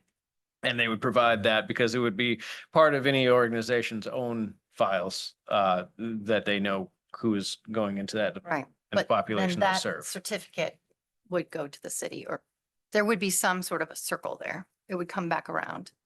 Yeah, or before the certificate of occupancy it ends up being the final permit in I the see. building process. Like you can have an entirely finished house, everything can work in it, but nobody can live there until you have the CO, the certificate of Yes. occupancy. Is that satisfactory? Yes, and in fact, I think what we could do is clarify even further, thanks to this question, that if they apply for a CO and they don't present information that complies with this, that they would have to refund the fees that were The waived. necessary financial. Right, and then we would issue the CO, Okay. but they would need to refund the fees that were waived. That Exactly what I was- sounds like how would handle it. Yeah. Let's do that. Yeah. Thank you, Ms. Okay. Very good. Any further questions? Presented at a future meeting. Sounds good. Thank Thank you, you very sir. much. Brings our next item of business, a discussion of request by Mooney Jackson on a proposed Virginia State Highway marker honoring the historical site of the Queen Miller home. Ms. Bogart. I'm going to turn this over to Councilmember Campbell, who's prepared a presentation this evening. Thank you. Thank you. Counselor Camp. Thank you, Mr. Mayor. At our last meeting, Ms. Jackson called in during matters of the public to kind of give the background on this request. So I think at this point, we're all very familiar with the history of the property and, the efforts to work with her to recognize that history and the contributions that her family provided to Staunton and the larger region. Ms. Jackson's current request is asking for city support for the consideration of a Virginia historical highway marker along West Beverly Street at the property frontage of where the Queen Miller home was. As you can see, I showed an example. The latest one of these highway markers that has been installed in the city was installed at Montgomery Hall Park, I believe in 2015. This program is run through the Virginia Department of Historic Resources. It is a quarterly application process. they have, the Department of Historic Resources has an evaluation scoring process to select 5 markers per application cycle across the state. Ms. Jackson first reached out to us regarding this request a couple months ago in the middle of summer. We indicated that we believe that there would be general support for this request and actually had Public Works go out there and do some initial evaluation of where it could go. Typically, these, if they're in a county along a VDOT highway, VDOT is responsible for determining the location and installing the marker. In the cases of municipalities that maintain their own roadway network, it is the responsibility of the municipality to find a suitable location and be responsible for the installation of the marker. So as part of the application process, it would require a letter of support from the city of Staunton indicating our willingness to install and maintain the marker. As I said, it must suggest suitable marker locations. So you'll see here that Public Works indicated 2 potential locations. The property kind of is to the south there, that goes around the apartment building that you can see there with the parking lot. One location would be just to the east of the parking lot entrance. The other would be further to the west. If you go to the next slide, Kylie, there's actually some street view images. Considering the 2, I think the one further to the west here would be more appropriate because there's already a gravel pull-off area, and you kind of see there's already one of the Welcome to Staunton historic, the green signs we have. So there could be an opportunity to utilize that space. I personally feel like the other location, you run the risk of people pulling into private property to park to then get out and read the sign. So in addition to those requirements, the application must indicate a sponsor to cover the cost of the marker. The manufacturer bills the sponsor directly. It's approximately $3,500 for the marker and the post. So we learned last month, maybe late September, that part of Ms. Jackson's request was for either the city to be a full sponsor of the sign or partial contributor. So those are the questions before consideration tonight.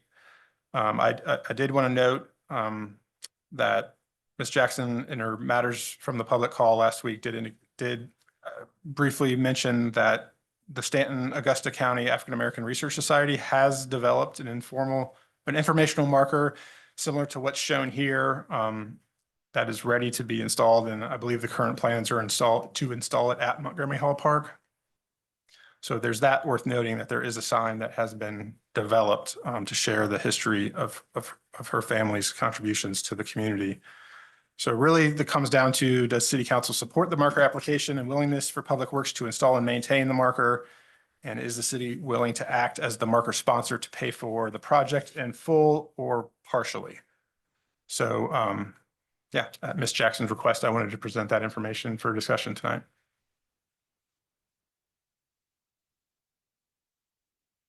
Discussion from council.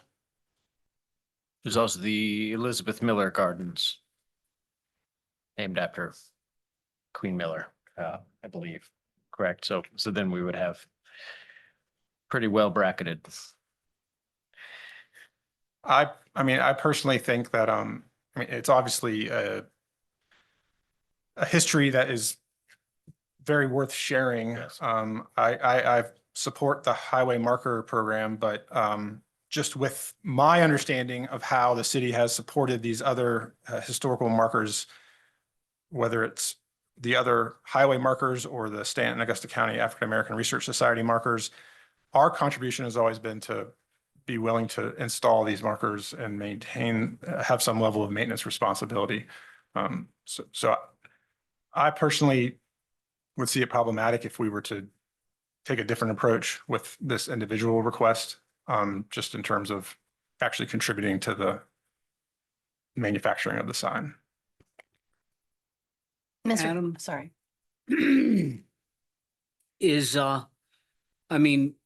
I know Ms. Jackson is wanting this done. I mean, like I said, I have no problem with it, but is would she be willing, and the line you stated, but that the city would pay for the project in full or partially, would Muneen even be willing for us to split the bill just to, I understand the city's gonna put it up and we would maintain it, but would she be willing to pay for half or a portion of the actual? I'm just, Yes, I believe so. It's my understanding that there are fundraising efforts that she has started. I think and particularly through the Community Foundation. I'm not sure what the status of those fundraising efforts are, but I think that is certainly something that would be considered. For instance, this one that you have, that has the Kenneth Jones Funeral Home, the one that's pictured here. And I just took that as an example because I just wanted to show the difference between the two styles of markers. Okay. So that, yeah. But I mean, like something like this marker here with the Kenneth Jones, that was never funded by the city. No, They raised it. fundraise for those. Sakars does. Similarly, I was at the one where they dedicated it at the cemetery, the Fairview Cemetery. And the one they just put up for the Pennell Hotel, it's same process. They fundraise. We in the city and then installs them that are the ones that are on public property. And I believe the ones on private property are maybe donated installations. Do you know, Ms. Woods, how that works? No, we fundraise for all of You fundraise those. for all that. Okay, but the city does take care of the ones that are on the public property. And those are the ones that will be coming up in In Montgomery Hall Park. Mhm. And we also fundraise for most of that too. Okay, yeah.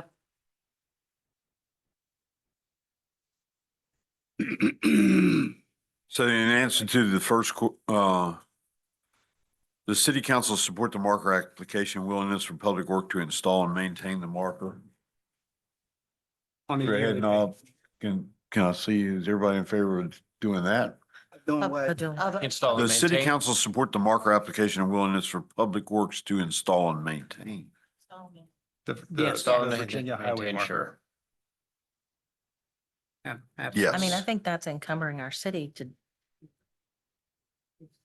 their part. So I think that's want to do. Certainly. And then the second part, is the city willing to act as the marker sponsor to pay for the project in full or partially? That's gonna cause us consistency issues with the rest of the prior projects that are done. that Okay. have been Yep. done. Yeah. So the other projects have never, cities always paid for the other projects in full? No. No, No, they Never. never Not have. paid for. Gotcha. It's been in kind through labor of installation and then taking care of just the ones on public property. The ones on private property are treated differently, I would imagine. Those are taken care of by those property owners or Yes. Sakars takes care of those. The only But one like that we Montgomery have Hall on or city the- property right now is the one, On The Johnson Street. Booker T, correct? yes, Is it- and the one on Johnson Street where it used to be the old school, Mhm. which is a community park right now. Right, but there will be a bunch installed at Montgomery Hall Park in 2025. Yes. Yes, so we'll have many more installed that we will install and take care of. But they have fundraised for the fabrication of all those signs. Sakars Yeah, has.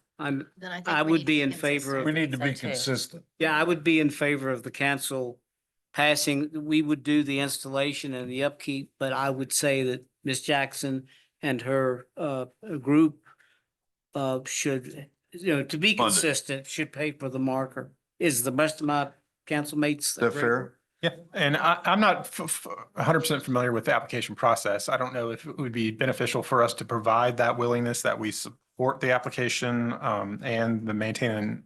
I don't know if maybe the applicant could deal with the sponsor later. So I don't know what the Yeah, workflow there is. I actually have a copy. I had them send me a copy of what a letter looked like from another county administrator, city manager. And I believe all it said was where the marker would go. It must have been a city because it was on city right of way.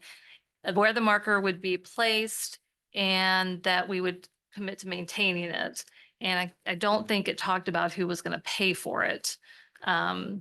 So those are the items that they care about, or where is it going to go and will the locality take care of it? And install it and install it. So. Which we're willing to do, yes. So if it helps with the application, I mean, I would be comfortable at the point where we could provide that letter of support for willingness to install and maintain. Yeah, yeah. Everybody in agreement with that? Yes, Absolutely. yes, Thank we you, have a Mr. head nod Campbell, on yeah. that. Thank you for all your efforts on this, Counselor Campbell. Anything further to discuss on this matter? Well, then we are on break until 7 PM. Good evening and welcome to the November 14th City Council meeting, starting at 7 o'clock. Would everyone please join me for the Pledge of Allegiance? I pledge allegiance to the flag of the United States of America and to the republic for which it stands, one nation, under God, indivisible, with liberty and justice for all. What are you going to do? Huh? Have fun. So, All right, and tonight's moment of silence was brought to us by Counselor Woods. well, Mayor Claffey, thank you so much. Be patient with me. I've been up here suffering from bad heartburn for the last Oh, my goodness. 2 hours. As bad. Yeah. Use some omeprazole. Whew. I got my medicine. Okay. My husband's so gracious to bring it to me. So All right, Rob. tonight I'll be saying a prayer. If you'd like to join me, you can. Dear Heavenly Father, we come before you in this gathering, inviting your peace and understanding to envelop us. Grant us wisdom to discern the best path forward, courage to speak honestly and respectfully, and compassion to support one another in our deliberations and decisions. Lord, may your presence guide our decisions and actions, ensuring that they align with your perfect will. Help us to seek unity and common ground amidst differing viewpoints, fostering an atmosphere of mutual respect and collaboration. Father, we dedicate our work today to you, asking that it may be pleasing in your sight. May every decision made and every word spoken reflect your truth and grace. Strengthen us to uphold integrity and righteousness in all our endeavors. Thank you, Lord, for your steadfast love and guidance. May your peace reign in our hearts and minds throughout this meeting, bringing clarity and harmony to our decisions. May the outcomes of our time together bring glory to your name. In Jesus' name, amen. Amen. Amen. Thank you. Very nice. All right. Next item on the agenda is the proclamation for Small Business Saturday, and is Darren Smith here from the Executive Director of Staunton Downtown Development Association. Stand right there. Let me read this. The city of Staunton, Virginia has a proclamation for Small Business Saturday on November 30th, 2024. Whereas the city of Staunton, Virginia celebrates our local small businesses and the contributions they make to our local economy and community. And whereas, according to the United States Small Business Administration, there are 24.7 million small businesses in the United States that represent 99.7% of all firms with paid employees in the country, and are responsible for more than 60% of net new jobs created since 1995. And whereas small businesses employ 49.5% of all employees in the private sector in the United States. And whereas 68 cents of every dollar spent at a small business in the United States stays in the local community, and every dollar spent creates an additional 48 cents in local business activity as a result of employees and local businesses purchasing local goods and services. And whereas 59% of all United States consumers aware of Small Business Saturday shopped or ate at a small independently owned retailer or restaurant on Small Business Day Saturday in 2023.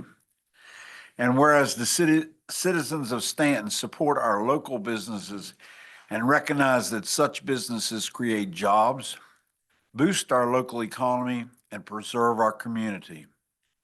And whereas the city of Staunton supports local businesses by, among other initiatives and activities, establishing and maintaining a downtown service district and partnering with the Staunton Downtown Development Association.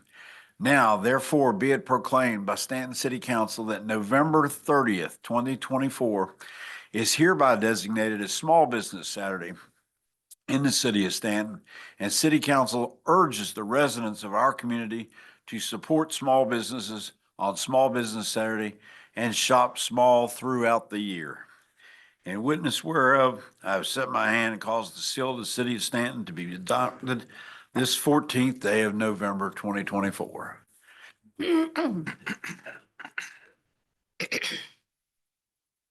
Thank you very much, Mr. Mayor and Council. Hope you all will have an opportunity to patronize some of our small businesses. Absolutely. More than that. Yeah. I want to give you the open mic, please. Oh, that's all right. Tell us what else you've been doing today. Oh, goodness. Well, yeah, this is the second time we've seen each other today. We just led a tour from the Rural Center Leadership Institute around downtown, seeing some of the examples of redevelopment, particularly through historic tax credits and other programs, incentive programs. So really been showing off downtown and all of the businesses that we have here. And I hope you all, I thank you for your support of those businesses and of the SDDA, and I hope you'll continue to support us. Thank you. Forward to the parade. Yes, of Yes, course. looking forward to Council, care to join me in a picture? Absolutely. Color coordinate, everybody. Boy, girl. Yeah. We don't want to, what is it? Yeah. Flash. How you doing?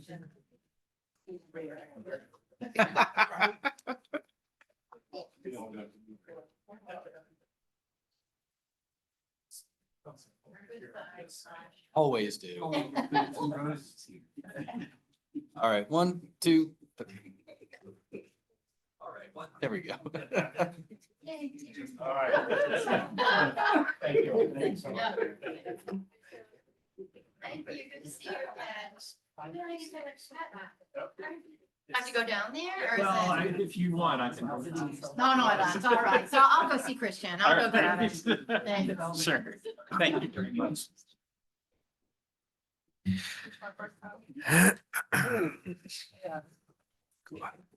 Straight.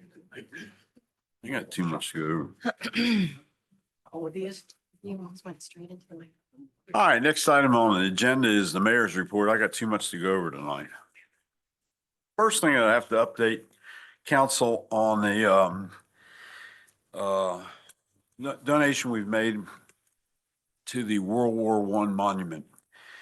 And as part of council memorandum number 11, spending allows the mayor to incur expenses up to $250 on behalf of the city when it is judged that is in the city's best interest. Therefore, I am reporting that I requested the city manager process a donation on behalf of the city in the amount of $100 to the 29th Division Association to support their fundraising campaign for a World War I Meuse Argonne Battle Monument in France. The group is fundraising through the Community Foundation here in Staunton. I welcomed the group to Staunton in August during their annual reunion and convention and was most impressed with their organization, their mission, and their cause. And they truly enjoyed Staunton, stayed at the Hotel 24 and want to come back. So I said, well, we got to make sure that they come back and see us again. But it was a really cool event that I got a chance to do. And the city of Staunton will participate in that monument. So then I just stole my thunder listening to Darren tell us about at 3:45 today, I had the privilege of welcoming the Virginia Rural Leadership Institute tour. It was at the Smith Center, and there was about 20 members from around the state there, including our delegate, Ellen Campbell. And we went and had opening remarks and met with everybody, dodged the rain for a couple minutes, and then they went on a tour. And that went on. And then I think they went down to Cider from Mars for some libation. And I had to come to council, so I didn't get to enjoy that part. But that was a very nice, and everybody was very impressed with Stan. There were nice comments made on that. And then the last thing I want to do tonight is talk about the Citizen University.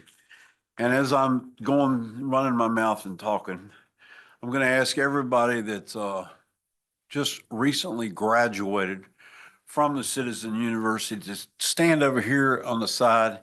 And then I'm going to introduce you. And as I call out your name, if you can come up front, we're going to take a picture.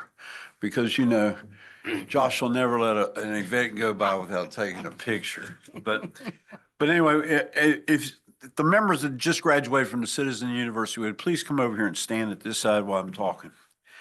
And I just want to express my gratitude to all the participants in the Staunton Citizen University. Your commitment to understanding how our local government operates is truly commendable. Over the past 10 weeks, you have engaged with key departments and learned firsthand about the vital services that keep our city running smoothly. The program not only equips you with the knowledge, but also fosters a valuable dialogue between the residents and city officials. Your feedback helps us improve our services and ensures that our government remains responsive to the needs of our community. After all, who better to tell us what we're doing right or wrong and bring new ideas to the table than the people who actually live here? On Tuesday night, I had the chance to join this group and hear from all of you in the city staff in the community development and economic development.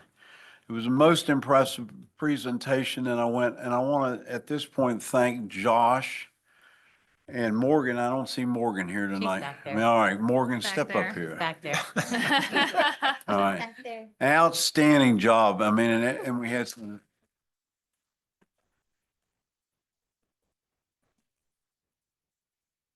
I'll tell the members of the audience what I told them when I had a few comments at the end of the meeting the other night.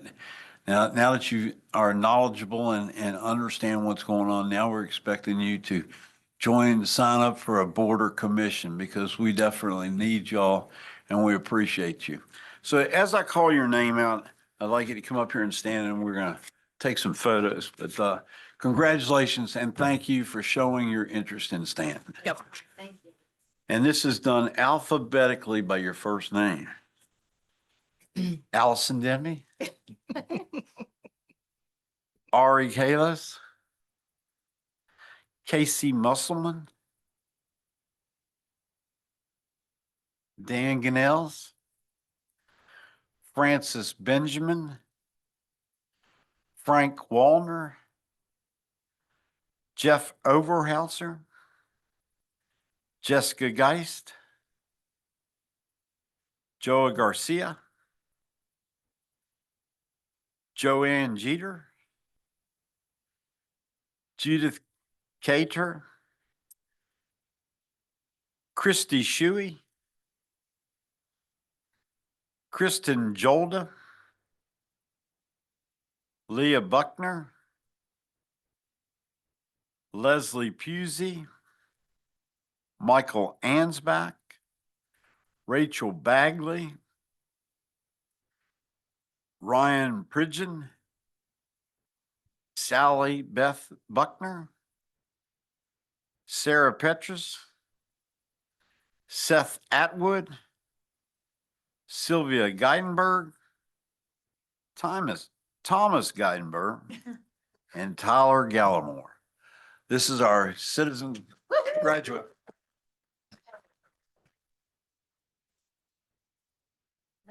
Good job, folks. Wow. Yeah, that's fine. Act like we like each other. Yeah, like you well showered. We can crunch a little bit in here. What's wrong, Josh? You need a wide angle lens? People. Come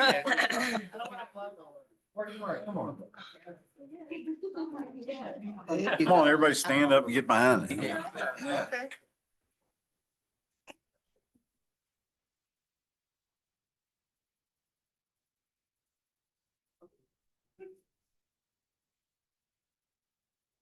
All right. All right. Thank y'all, guys. So much. Congratulations. There you go, it's your clothes. Go home and frame it. Yeah, you're supposed to switch Go home the and hats. frame Yeah, it. there you go. We'll have the pomp. and Move that circumstance tassel. Next time. Yeah. All right. Well, that was quite an impressive class. Yeah. And the questions that they asked Yeah. During that meeting the other night were spot on. They really were. It was impressive. And I was real pleased to have the opportunity to go up there and attend it with them the other night. Yeah. All right, it's time for somebody else to tell us what you've been doing. How about additional items by members of council? Well, all right. Last Wednesday, I attended a housing work group. There was a continuation of the Community Foundation's Housing Summit there. And we've kind of split into groups for the idea of education and another part for resources available. And we were talking about how to have a compendium of what are like immediate needs, housing available resources in the area. And I was able to say, hey, what about 211? Which we discussed in the past. And, knowing that it's only as good as the information that we help to provide in there. Now, a bunch of us separately called them and they gave us good answers about it. But I mean, but people were talking about like out in Stewart's draft, maybe the specifics there aren't as well known. And there is a function for 211 for calling in and giving them information so that they can provide that when people call in with needs. So that was a good discussion on that to try to be sure that we have up-to-date resources available through a state program. Good deal. So there. Who else? Go ahead. Well, no, I really don't have anything that I did, except the last week or so, I had a medical procedure in Phoenix, Arizona. And all I can say is that it made me appreciate the town that I love so much, the town that helped raise me. It's just, Phoenix is a neat place to go, but wouldn't want to live there. Would not want to live there. It's nice to live right here in Staunton, Virginia. So, And you were also there in a pleasant time of the year compared to the summer where they had hundreds. yeah, but you realize there was a couple days we checked, it was warmer in Staunton than it was in Phoenix. Oh. Not by much, but still. Well, yeah, I'll add on to the great weather. We experienced great weather this past weekend for the Stanton Veterans Day Parade. So I was joined along with Councilor Arrowood, Councilor Woods, and Councilor-elect Parks joined us also. So it was great to be part of that, and it was a great crowd turnout as well. Good. Anybody else? All right, well, let's get to the regular meeting then. I will now accept the motion to accept the consent agenda. Mayor Claffey? Councilor Edwards. I move to approve the consent agenda as presented. Motion's been made. Is there a second? I'll second. All right. Mr. Kesker. Mr. Robertson, Aye. Mr. Campbell, Aye. Mr. Arrowood, Aye. Miss Woods, Aye. Miss Edwards, Aye. Vice Mayor Darby, Aye. Mayor Claffey. Aye. Motion carries. Very good. Brings us to a public hearing and consideration of ordinance requiring certain structures within the city to have a key lockbox for fire and rescue and police departments. Ms. Beauregard. Perry Weller, Fire Marshal, is here this evening to present this item and answer any questions. Welcome.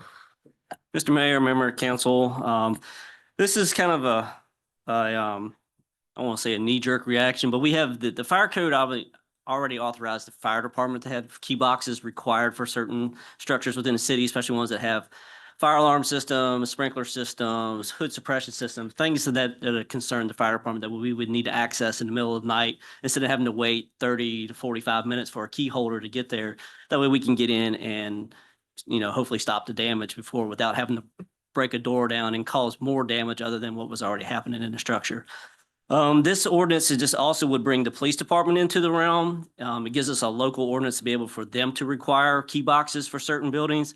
I know they have key boxes on buildings like VSDB, Western State, the Commonwealth Center for Children, things like that, so they can access it if there was some kind of an active shooter situation. So this just gives them a little bit more teeth to have these key boxes installed on certain buildings to help them access in emergency situations. Like I said, the fire department has the fire code to rely on. The police department didn't really have much. So through a collaboration, we figured we would just have this ordinance drafted that would benefit both of us. The fire code goes through a code cycle change every 3 years. So there is a possibility, slim possibility, but if the fire code were to change, the fire code section could be deleted, but they would still allow us through a local ordinance to be able to still require these key boxes in certain situations. Questions from council? Just a quick question. Has anybody ever pushed back on that, not wanting to have a key box? Is there a reason someone might not? We've had a little pushback, Huh? but once we explain it and they realize the cost of replacing the doors versus just buying the key box one time, it typically wins them over. Yeah, Correct. very good And point. I can tell you, I dealt with them for 40 years in my retail establishment. Mhm. And as a matter of fact, interesting story in the Waynesboro store, which was built fresh and new in 94. We had one on the outside of the building, and then Waynesboro adopted a similar type law. Oh, I don't know, maybe 2006, 2008, somewhere in there. And then they wanted a specific box installed. And I already had an operational box on the outside of my building that was functional. And I went round and round on them. And I'm just trying to say, be reasonable with a owner of a business that does not want to incur a $1,500 expense to have a box installed if he has a perfectly valid one that's already functional. Right. And eventually, it was settled, but, I was told that my box was not a code 6, 7, too Yeah. detailed. So ours, as long as it meets the UL, I think it's 1327 standard, we'll be willing to work with them and make sure Right. as long as it's meeting the standard, then we can. Yeah, can be work with them. flexible with your business owners, but I mean, I know you can point out the valid fact that, if they have to break through a door, it's going to cost you a lot more than just putting up a key box. Right. Mhm. Good point. Any further questions from council? I'm going to open a public hearing on it. I said, just Go out of ahead. curiosity, are the fireboxes just widely in use in the businesses in Stanton, or is it pretty sparse? We have over 150 boxes currently installed. Yeah. We've been running a similar program since 1998 is when the first box that I have on record being installed. So we used to carry around this big key ring that had about 100 keys on it. We had a list to go down and figure out which key we needed for whatever business. So this allows us to have one master key to open this box to be able to get in. So we have about 150, 160 boxes currently installed. We do have 2 residential ones installed. So that is an option for people who maybe their family lives here in town, but they're away, and it allows us to be able to gain access to the residents other than a hide a key or something like that. How do you just communicate, how do you communicate with the businesses that do not have that, like, that should, or if the police department wants it now, how will they communicate? Do you know? Typically, I'm not exactly sure. That's why I was hoping Captain Brown would be here to kind of address those from the police department side. But for us, and typically we've discovered them during our annual fire inspections or semi-annual fire inspections, depending on what type of business you have. So when we go out, when there's like, hey, we noticed you've had this system, we think you'd really benefit from having this. It keeps us from having to break your door down to find out what's going on. And most of them are generally compliant. And we understand it's an expense, but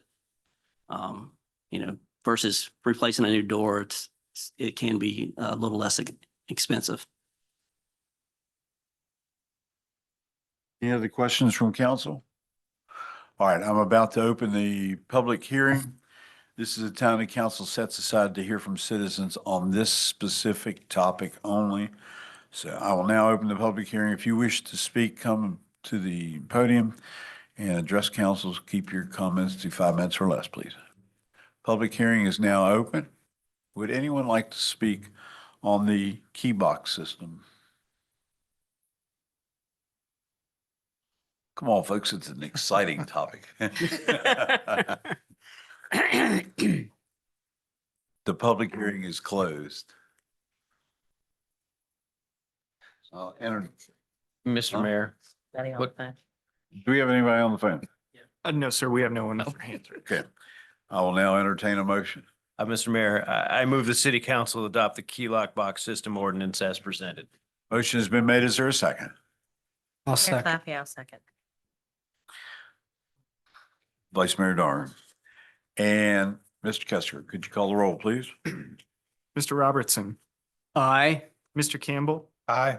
Ms. Woods, Aye. Mr. Arrowood, Aye. Ms. Edwards, Aye. Vice Mayor Darby, Aye. Mayor Claffey. Aye. Motion carries.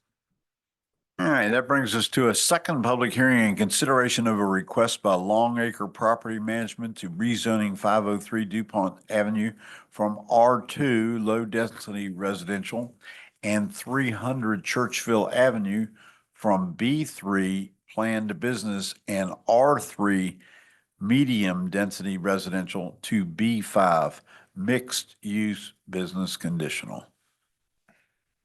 I'm going to turn this over to Tim Hartless, who actually has the next 4 items. Oh, my God. So he can just stay at Welcome, that get yourself a podium. chair there. Yeah, Jim. Get comfortable. Get a drink.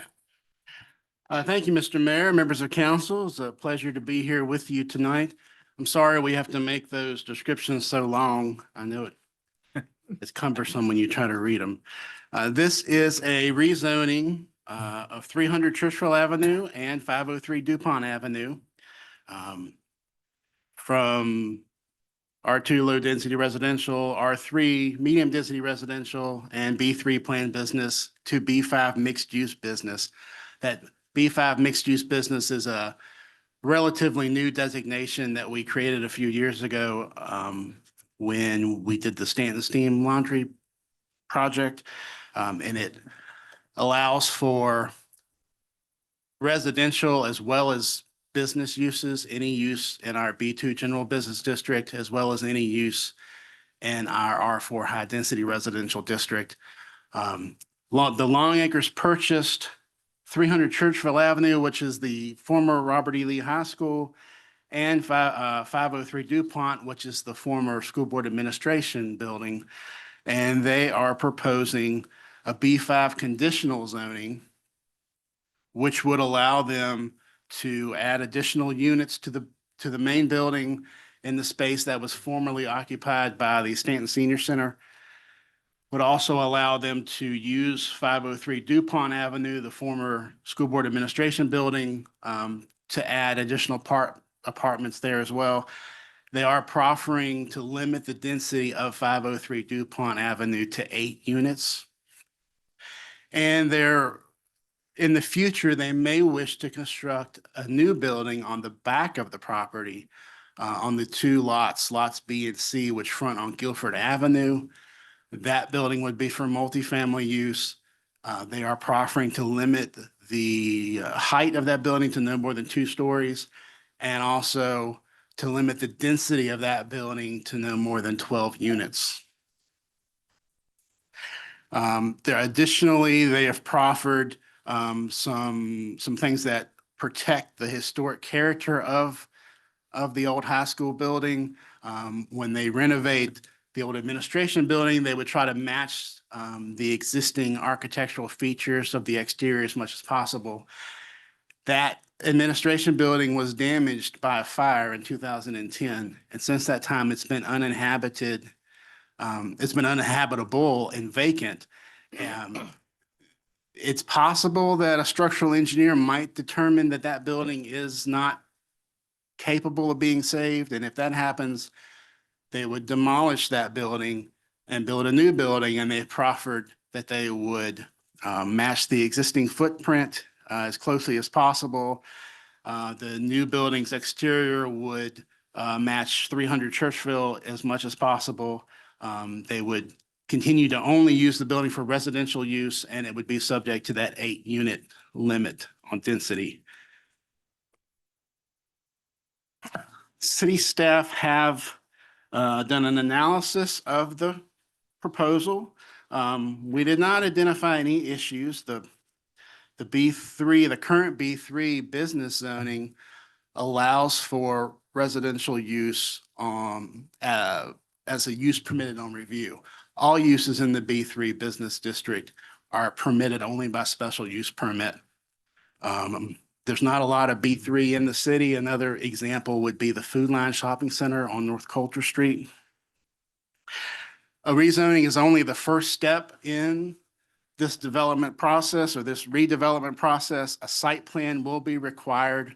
The developer has proffered no development on the front athletic field, the historic athletic field, but they do wish to take that existing structured turf parking area and pave it to make it more user-friendly for people who are parking there primarily to see a show, the Shannon Arts in the auditorium. That will require a site plan. That site plan will have to meet all of the current state stormwater regulations. If they demolish the former administration building, the rebuild of that would also require a site plan. And of course, the new building on the back of the property, if they do follow through with that project, that would require a site plan. This project likely would be done in phases. I think phase one would be to pave the front parking area on the former athletic field. Phase two would be the administration building. Phase three might be a future building on the back of the property. Staff has conducted an analysis of the parking on site. We have determined that, if I can get to that page, the existing parking under the B3 zoning, they're required 170 spaces. Under the proposed B5 zoning, they would be required 149 spaces, and they have 160 spaces. I will note there was one error on your table, where it says future units on the Guilford Avenue. That should say 12 units, not 10. But when I corrected that and reran the parking calculations, the difference in parking was just a fraction of a number. And when I rounded it to the closest whole number, it was still 149 spaces. The city's comprehensive plan designates this area as planned business. The B5 mixed use district did not exist at the time that we did our last update to the comp plan. I believe that designation likely was given to this property because of its historic use as a high school and its location. It is surrounded primarily by residential zoning, residential uses. But the B5 mixed use business district is designed for this kind of situation. And we feel, although it's not technically in compliance with the comp plan, it is in compliance with the intentions of the comp plan, particularly with this conditional zoning that protects the historic character of the building, protects the front athletic field, and limits density on any future construction on the rear. Planning Commission held a public hearing at its September meeting. At that hearing, 2 individuals spoke, citing concerns with stormwater management on that front field. We did go back and talk with Pete Kessiker, our environmental programs administrator, to verify that there would be a site plan required and he would be looking at this as a new parking lot. The existing lot was designed to be structured turf. Structured turf is a permeable surface. If they repave this parking lot with asphalt, that's an impervious surface, and they would have to meet all of the current stormwater regulations. So Planning Commission reconsidered the item at its October meeting. And at that meeting, they voted unanimously to recommend approval of this conditional rezoning. So if you have any questions, I'd be happy to answer them at this time. Do you have another example of a B5 in Stanton? Only Stanstein. That's the only That's the other only one? property Now, in the now city. that allows retail business in there. It does allow for retail business as well as the high-density residential Right. uses. But this, because I was wondering if everything we're talking about is residential, I mean, it's all housing. Shouldn't it be shouldn't it start with an R? But if the problem was with all of our residential zoning districts, they have density limitations that would not allow this many units on that site. The B5 does not have density limitations. That's why, one of the reasons why they have proffered to limit density in the administration building and on that proposed future building on the back. Okay. But if somebody was to come along and want to put a business in there, how would that work? They would come to talk to us about parking, and as long as they could provide the required parking for that business, it would be permitted in the B5. So the old Lehigh building, I mean, they are going to dig up and then put a paved parking lot in there, or that? Yeah, I haven't, they haven't submitted a site plan yet, so I can't say with certainty, but because that's a structured turf surface, I'm assuming they're going to remove that structure and they will put in the proper subgrade and pave an official parking lot. And then with that paved parking lot, they would then put in grading or exit, tubes that would actually take the water away from there and into our drainage system? They will have to contain all of their stormwater on site. Yes, There will be retention pond. there will be some type of stormwater facility. It likely will be either a rain garden or underground detention. I don't know that they could get a stormwater retention pond on that field Right.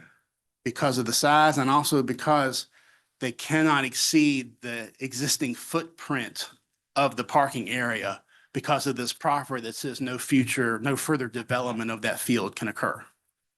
What about landscaping with that? Trying That's, to picture, it's gonna look so different. I'm just trying to picture Just a what.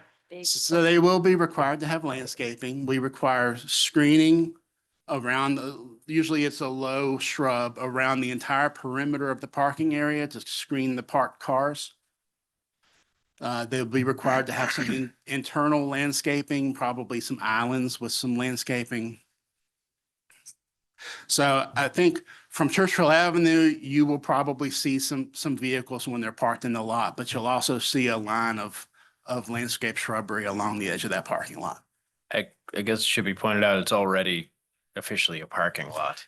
It's, I mean, it was one of the earlier, like green Yeah. permeable ones, but I think they set the plow too close one year and tore it all up accidentally, so it became a little bit too permeable. So at this point, I think they're just kind of going with a straight up parking lot. So been there. Tim, I just want to clarify, going back to the potential future commercial use. Mhm. So as this is being a conditional zoning with proffers offered by the applicant that are pretty specific in uses, would we still consider a by right commercial, or would there be expectation of a new rezoning application to amend the conditional zoning? So the proffers do not specify that the use of the main building would only be for residential. Okay, so it's just protecting the current structure, existing features, not Yeah. the use for that. Okay. Yeah, they're protecting the exterior of that current structure. They're protecting that athletic field on the front. But they're not proposing to only have residential in that main building. Okay. They are on the administration building and the future building on the back, but not in the main building.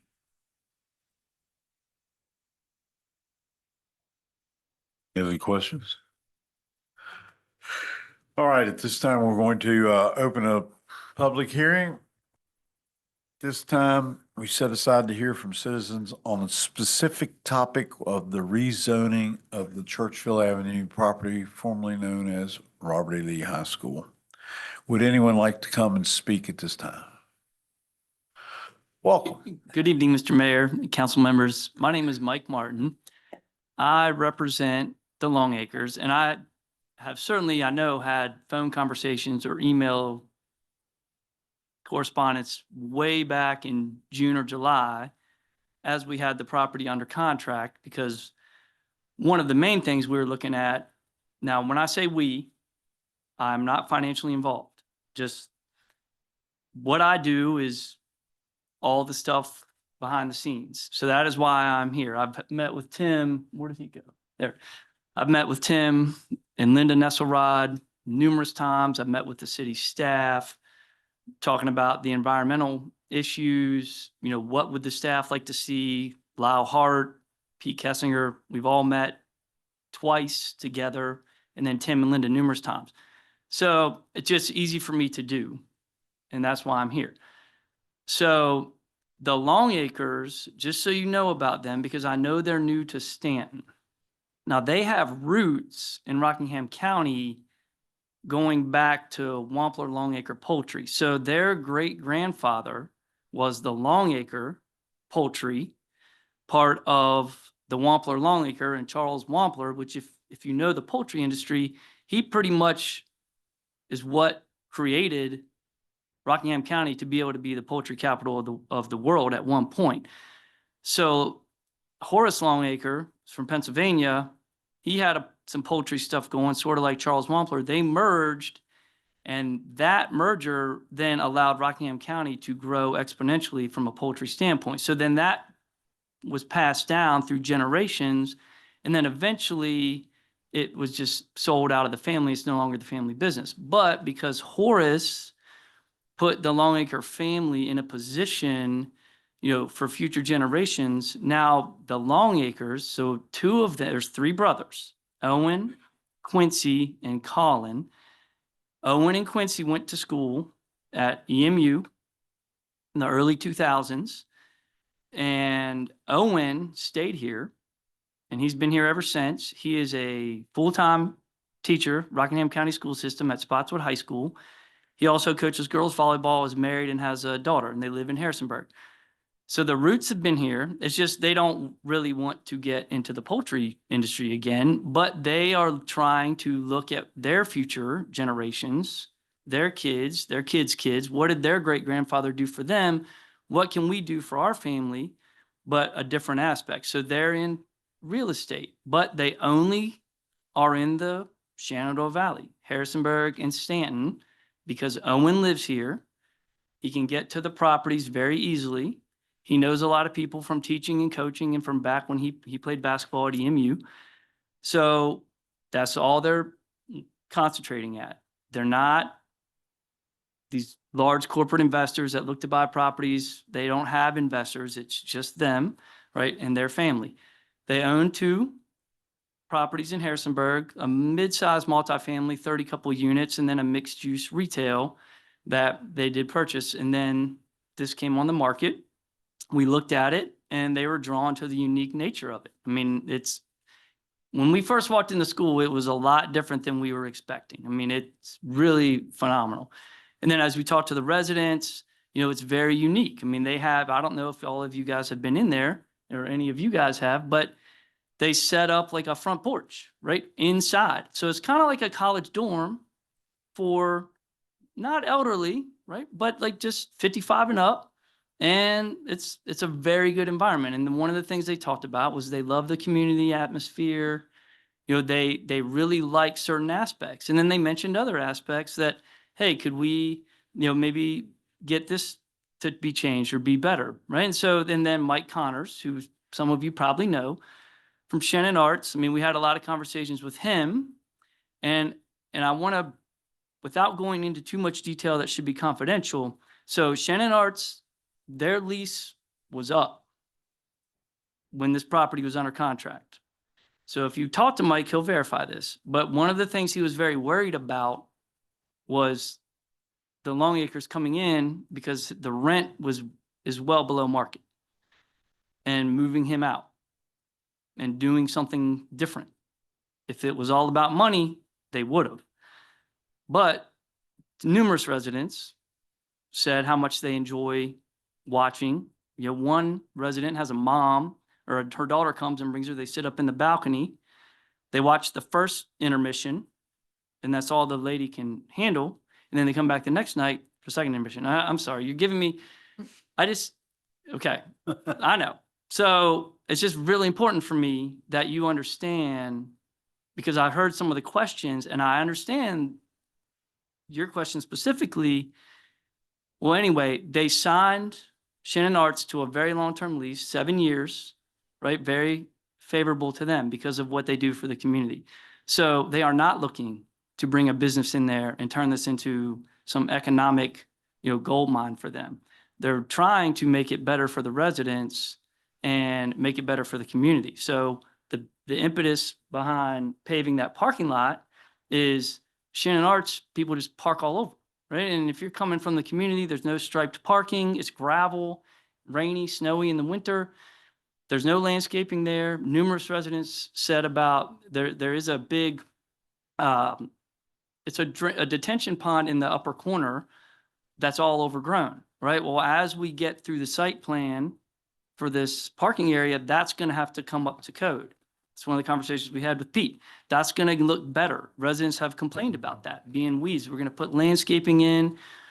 We are working with Valley Engineering, directly with Staunton, directly with Pete, okay, to come up with a really, equitable solution that meets all the codes, that will address all the runoff issues and bring some of that old stuff up to code.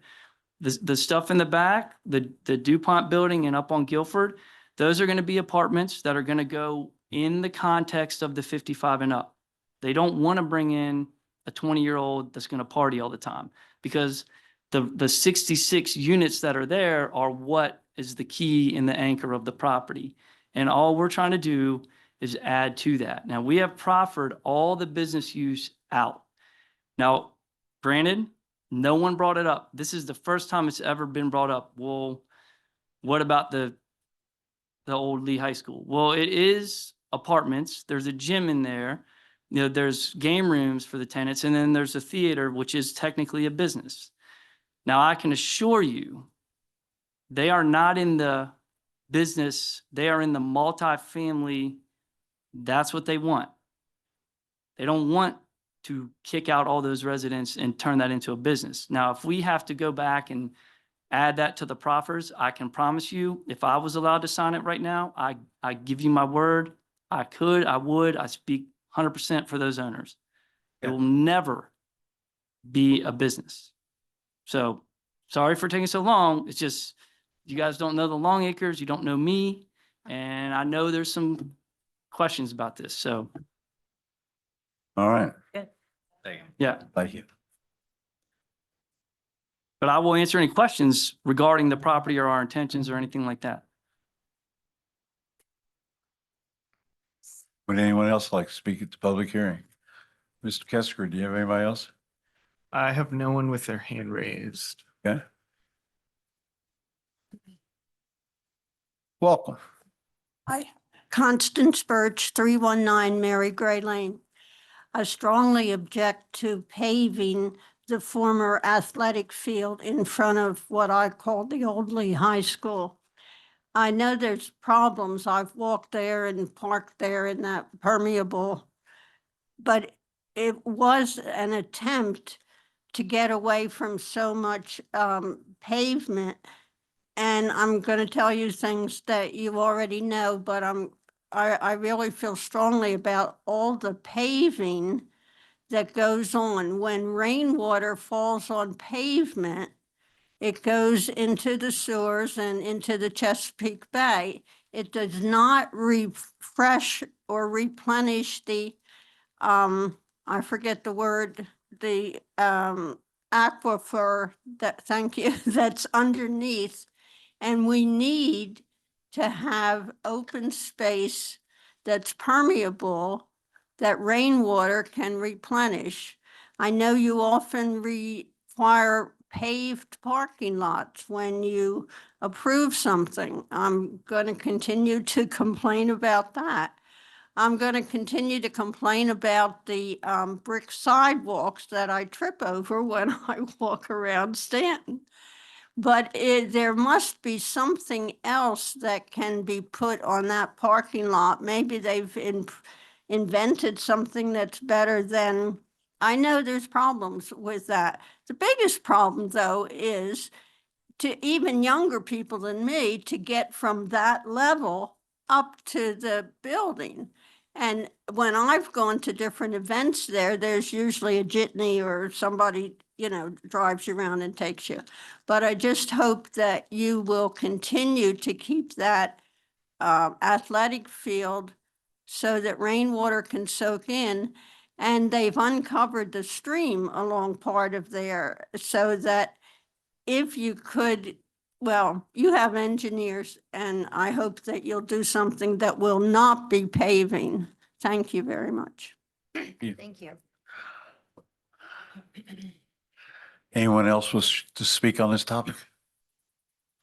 May I just add a clarifying statement? And I appreciate your comments, ma'am. Most of the field will stay grass. It's only the gravel area that's currently gravel.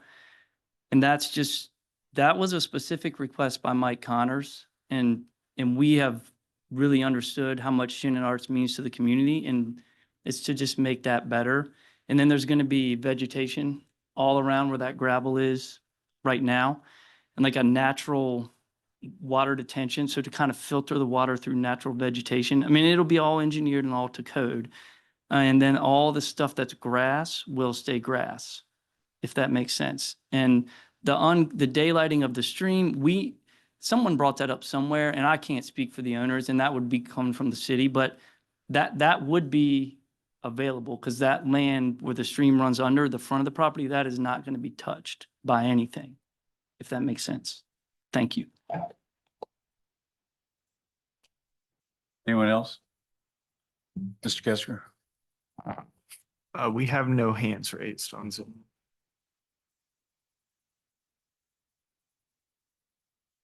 Welcome.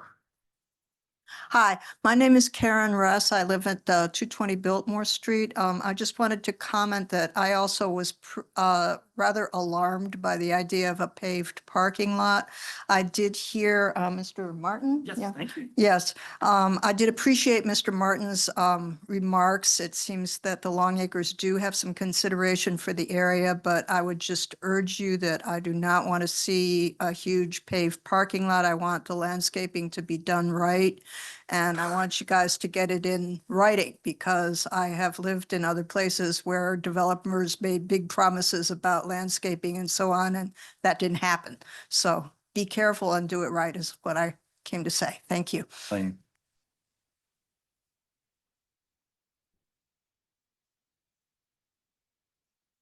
Further comments? Mr. Mayor. Entertain a motion. Miss- One comment. If that's fine. I'm just here to answer questions. That's If you have- exactly Mr. right. Mayor, Yes. I move the city council adopt the ordinance and approve the conditional rezoning as recommended by the planning commission. Motion is made. Is there a second? Mayor Claffey, I'll second. Second by Vice Mayor Darby. Did we, Mr. Kester. we didn't close the public hearing. Yeah. Thank you, sir. And the public hearing is closed. Want me to repeat everything? No. Okay. Mr. Kesker? Miss Edwards. Aye. Miss Woods. Aye. Mr. Arrowood. Aye. Mr. Robertson. Aye. Mr. Campbell. Aye. Vice Mayor Darby. Aye. Mayor Claffey. Aye. Motion carries. Thank you. And I welcome you guys to tour the building. You can reach out to me, Longacres, and as we get things going, you want to know what's going on with anything, be happy to show you. Thank you. Thank you. Thank you. Brings us to a public hearing and consideration of request by Charles S. Klein to rezone 2408 Cedar Street from B1 Local Business District to R3 Medium Density Residential District. Welcome back. Thank you. As you said, this is a rezoning request by Mr. Charles Klein for 2408 Cedar Street. This property is located at the corner of Cedar Street and Grubert Avenue. It was originally platted in 1891 as part of the Staunton Park addition. It was annexed into the city in 1948. The last known use of the property was as a hair salon, and it appears that it has been vacant for at least the last 2 years. Mr. Klein wishes to sell the property as a single-family dwelling, which has prompted this rezoning request. Staff has reviewed the request. We did not identify any issues surrounding zoning is B1 local business, R3 medium density residential, and R2 low density residential. The surrounding uses are a mixture of single family and two family. You also have CVS to the east and a small commercial strip center to the south. City's comprehensive plan designates this area as commercial. This proposed rezoning is not consistent with that designation. However, staff believes that this property and the 4 properties to the south and west should be reevaluated during the upcoming comprehensive plan update for a designation change to some type of residential. Planning Commission held a public hearing at its October 17th meeting. No one spoke in opposition, and on a 5-0 vote, the commission unanimously voted to recommend approval. If you have any questions, I'd be happy to answer them. Questions from council? All right, I'm going to open a public hearing. Public hearing is open to discuss this rezoning request from Charles Klein. Mr. Klein, would you like to make a statement? I think it's a good idea. Not really. I've been a single parent for a long time, and that was my goal, all this stuff and some of the stuff. I have 2 questions. There's 1890 something and there's 1948. What are those dates for? Because I never found out how old that building was.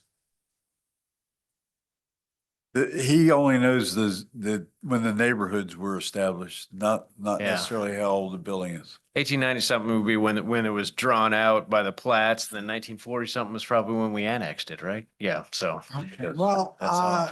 he said everything needed to be said. I don't need it. I was told that we need affordable housing, and I moved in my wife's house, so I don't need 2 pieces of property. We got it under contract right now based upon this being turned into a home. So it's pretty much sold as long as they get the money. Other than that, I have really nothing to say. Thank you for hearing me out, and hopefully. Very good. And this will go forward. Would anyone else like to speak on this matter? Mr. Kesker, is there anyone online? No, sir, we have no hands raised. In which case, the public hearing is now closed, and I will entertain a motion. Mayor Claffey, I move that city council adopt the ordinance and approve the request as recommended by the planning commission. Motion has been made. Is there a second? I'll second. Second by Counselor Woods. Mr. Kesker, could you call the roll, please? Mr. Arrowood, aye. Mr. Robertson, Aye. Miss Edwards. Aye. Mr. Campbell, Aye. Miss Woods, Aye. Vice Mayor Darby, Aye. Mayor Claffey. Aye. Motion carries. Thank you. Good luck selling your Good luck. house, Charles. Yep. All right. That brings us to a public hearing and consideration of an amendment to chapter 18-140 signs, billboards, and other advertising structures of Title 18 zoning of the Staunton City Code to allow freestanding signs for multifamily dwellings, group dwellings, and residential subdivisions. Welcome back. Thank you, Mr. Mayor. Our office has received a request from a developer and contractor to amend our zoning code to allow freestanding signs for apartment complexes and group homes. While we were in the process of reviewing that application, staff discovered that our zoning code does not allow identification signs for residential, single-family subdivisions. It defines what a subdivision sign is, but it has no requirements for allowing such a sign. So city staff have proposed this amendment, which would allow a 30 square foot, maximum 30 square foot sign for multifamily dwellings and for group homes with a setback, which is equal to 1/2 the setback for a principal structure. So in a medium, high density residential district, that would be 12.5 feet. We're also proposing 130 square foot sign for subdivisions. I'm sorry, the 20 square foot sign for subdivisions. Again, that one would have to meet half the required setback. In R1, that would be 15 feet. In all other districts, it would be 12.5 feet. And if the subdivision has more than one entrance from a public street, then each entrance could have that one 20 square foot sign. Planning Commission held a public hearing at its October 17th meeting. No one spoke in opposition, and the commission unanimously recommended approval. All right, for example, don't we have a lot of those signs like in College Park? Isn't it already existing? They are. College Park has one, Hillcrest has one. Yes. Bell Creek has Bell one. Creek, yes. Um, So none of those signs will be found illegal by this? And we will not No. ask we are going to grandfather everything that's existing? Everything that's existing would be permitted to remain. I don't think there are any non-conforming situations with those signs, but if they were, they would have to be fixed when the sign was replaced. But as long as that sign stays there, it's permitted to be there. It's existing non-conforming. Very good. Any questions from council? All right, once again, we got a public hearing coming up. The public hearing is now open to discuss this topic only. Would anyone like to speak? Mr. Kesker, No, sir, we have no hands raised. going once, going twice. Public hearing is now closed. I'll entertain a motion. Mr. Mayor, Yes. I move the city council adopt the ordinance and approve the amendment as recommended by the planning commission. Motion has been made. Is there a second? I'll second. Second by Counselor Elroy. Mr. Kesker, please call the roll. Ms. Woods, Aye. Mr. Robertson, Aye. Ms. Edwards, Aye. Mr. Arrowood, Aye. Mr. Campbell, Aye. Vice Mayor Darby, Aye. Mayor Claffey. Aye. Motion carries. All right, good job. That brings us to a public hearing in consideration of an amendment to Title 18 zoning of the Staunton City Code to amend the definitions of roof line and add a definition for ridge line. Thank you again, Mr. Mayor. Staff has recently discovered an issue with our sign regulations. I shouldn't say recently discovered because it's been an ongoing issue for a while now. Our definition of roof sign and our definition of roof line are creating some problems for us when we're reviewing sign permit applications for new businesses. We have a lot of buildings, a lot of commercial buildings in town that have a flat roof, and then they have a parapet wall, which extends up above the surface of the roof, usually 3 to 6 feet. And the way that our code currently defines roof line, we're not supposed to allow a sign mounted on the wall that extends above that surface of that flat roof. So we are proposing to alter our definition of roof line so that the roof line is considered to be the top of the parapet wall rather than the actual surface of the flat roof that's behind and underneath of it. While we were looking at this, we also realized we have some redundant definitions. The definitions are duplicated in 2 different sections, in the R section and the S section. So we would like to fix that while we're doing this. There is an attachment in your briefing. It was attachment 2. It was a diagram that illustrates the architectural Diagram. components of a roof. We would like to include a link within the code that someone could click on that would open up this diagram so that they could have an explanation, an illustration of these terms that we're going to be talking to them about while we're reviewing their sign permit application. Bridge.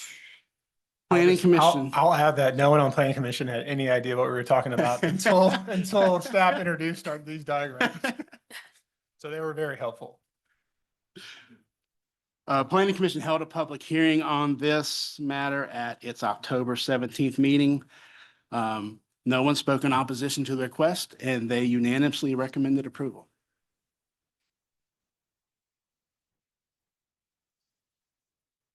Have any questions? I'd be happy to answer them. So the approval would be for when it's extended above the roof line, they want to be permitted to have a signage there. That's right. If you saw that, I think it was attachment 1, it was a black and white diagram of it illustrated a flat roof with a parapet wall. And then the second picture below it showed the result of this amendment. It would allow that sign to be mounted higher up on the wall. It's attachments 2 and 3, actually. facade. It was attachment 3. Yeah. It allows that sign to be mounted higher on the wall, which gives better visibility, and also it doesn't look quite as awkward as it does when the sign has to be pushed down further on the wall of the building. It was an issue for us when we were reviewing the Take 5 signs, the tidal wave car wash. It was initially an issue with Chick-fil-A. So Tim, as I understand, in this proposed amendment, you're putting the sign above the roof line, Correct. actually onto the parapet wall, right? Yes. Okay. Like in Duncan. So if there was an Duncan. It's issue, just lessening the restriction, basically. if it was an issue Yes, with ma'am. the It was a other, lessening of the restriction. It's going to allow them a little more flexibility in where they Works for place their me. wall signs. but you said it was an issue with Chick-fil-A and Chick-fil-A. Cookout. So uh, theirs is below now, right? Yes, it was the Take 5, the Chick-fil-A, the tidal wave car wash. Those are the ones that come to mind. And they actually, all 3 of those cases, they had to lower the sign and place it a little bit lower on the wall than they had originally wanted to do. So we come to this now because somebody asked to have their sign put above that? There is a couple of requests that we had recently, which prompted us to request Planning Commission to authorize this amendment. The most prominent is probably up here at Holiday Court. If you've noticed, he's doing some renovations, he's changing the facade of the building, removing the faux metal roof and adding a parapet wall. And the purpose of that parapet wall is to have signs. Because his tenants were complaining that they couldn't have signs that were large enough to really have visibility.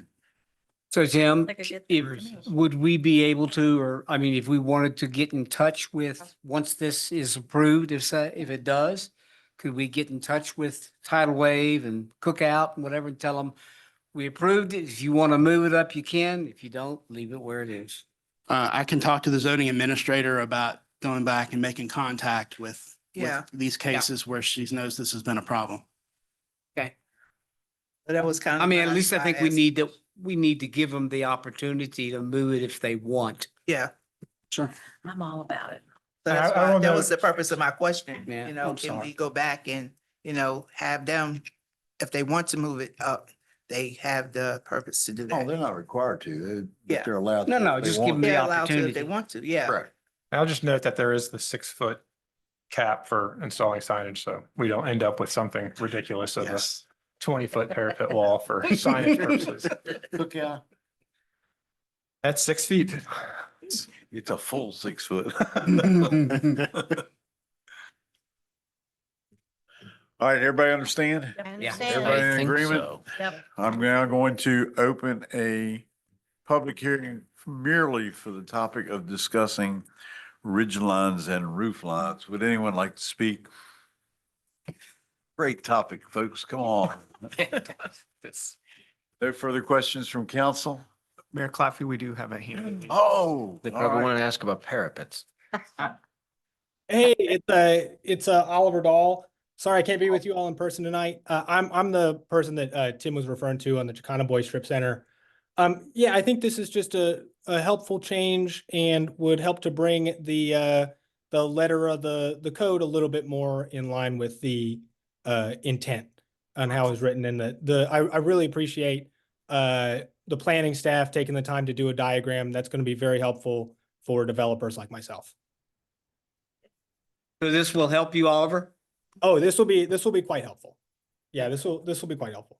It just improve visibility, and like Tim was saying, it's just going to make the look a lot more consistent. A lot of the older buildings on Richmond Road already have this, so it'll be a more streamlined look around town, and I think match other municipalities better. Very good. Thank you. Thank you, Oliver. Thanks. Anyone else wish to comment? I'll now entertain a motion. Yeah, close them. Not close. Public hearing is closed. Mr. Mayor, Counselor Robertson. I move the city council adopt the ordinance and approve the amendment as recommended by the planning commission. Motion has been made. Is there a second? Mayor Claffey, I second. Seconded by Vice Mayor Darby. Mr. Kester, please call the roll. Miss Edwards, Aye. Mr. Campbell, Aye. Miss Woods, Aye. Mr. Arrowood, Aye. Mr. Robertson, Aye. Vice Mayor Darby, Aye. Mayor Claffey. Aye. Motion carries. Very good. Thank you. Brings us to our last item, which is a consideration of transfer of already appropriated funds in the Capital Improvement Fund and discuss the reappropriation of ARPA funds on budget amendment number 2. Jesse. Jesse Good Moyer, evening, the Mr. Mayor, members of not Tim council. Heartless. Woman we've been waiting for. I do not have a public hearing for you this All evening. right. Yay. I would have forgot to close it anyway. You should have, They say some of them are still open. you should have talked to somebody, Jesse, about being put at the bottom of the agenda where you had to go through all the public hearings. I know. Ronnie said it's because city manager likes Tim better than she likes me. That's right. Well, welcome, and we've been waiting anxiously to hear from you all night. So as you know, our encumbrance deadline for ARPA funds is coming up December 31st. And we are watching them very tightly because we don't want to give back 1 penny of ARPA funds to the federal government. Good. So I'm here before you tonight because there are some that have leftover funds and there are some that are just not going to meet the timing for getting the bid document out, reviewed, and a contract issued. So it's broken into 2 different sections because some of them are already in the CIP fund and we'll be able to move them over tonight with your blessing. And some will have to be appropriated on budget amendment number 2 once I have your blessing on what we can spend them on.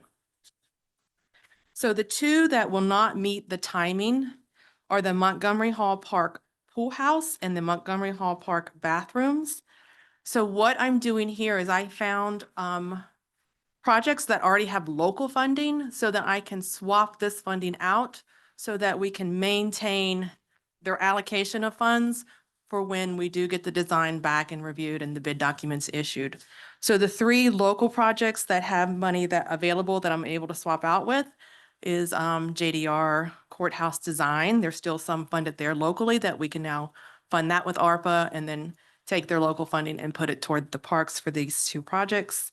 The 911 console upgrades, and then the Wi-Fi access points.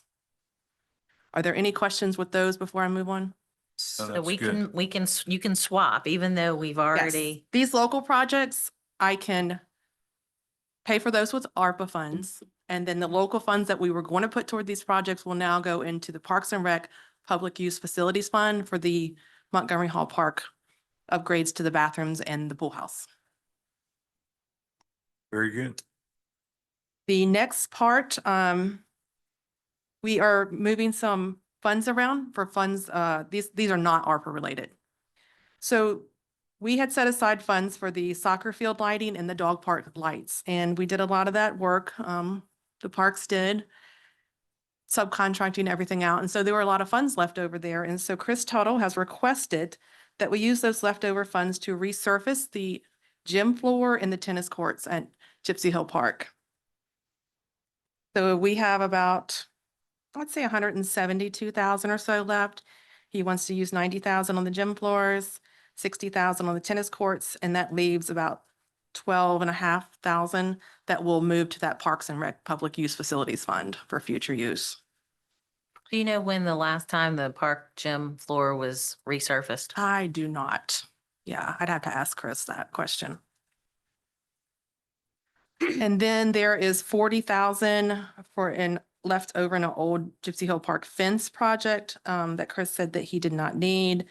And then there were two other old pool house renovation funds that I just want to close out and move to our main one that we set up recently. So all three of those would be going to the Parks and Rec Public Use Facilities Fund, just to kind of keep it in the parks area. And then there was a small one, it was called computer network equipment for $2,732. That was an old balance, and I'm just moving the undesignated, just to close out that old project.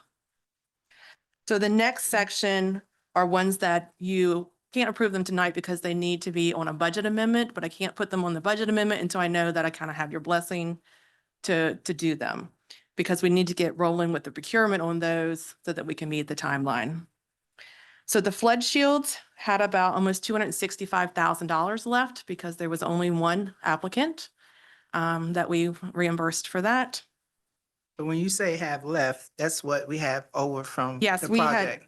had allocated $300,000 to those flood shields, and we only issued, I think it was, what is that, $35,000 for the one applicant that requested funds. Okay. There was a small amount, $121 left over for the West End Small Area Plan. Tunnel maintenance was $311,812. And then the Gypsy Hill Stream Restoration was $39,822. So in talking with department directors and trying to get the greatest area need right now, the tax system, which is the system that runs the HVAC, and I believe most of the city buildings, is about 20 years old and it's really outdated technology. That is one that needs to be updated. And then the fire station doors on fire station number 1. Those are the original doors as far as I can tell, and they have a lot of problems with them. None of them are passing their preventive maintenance checks, and they all have been indicated with safety issues. So it becomes a liability issue when the door can't open when a call comes in.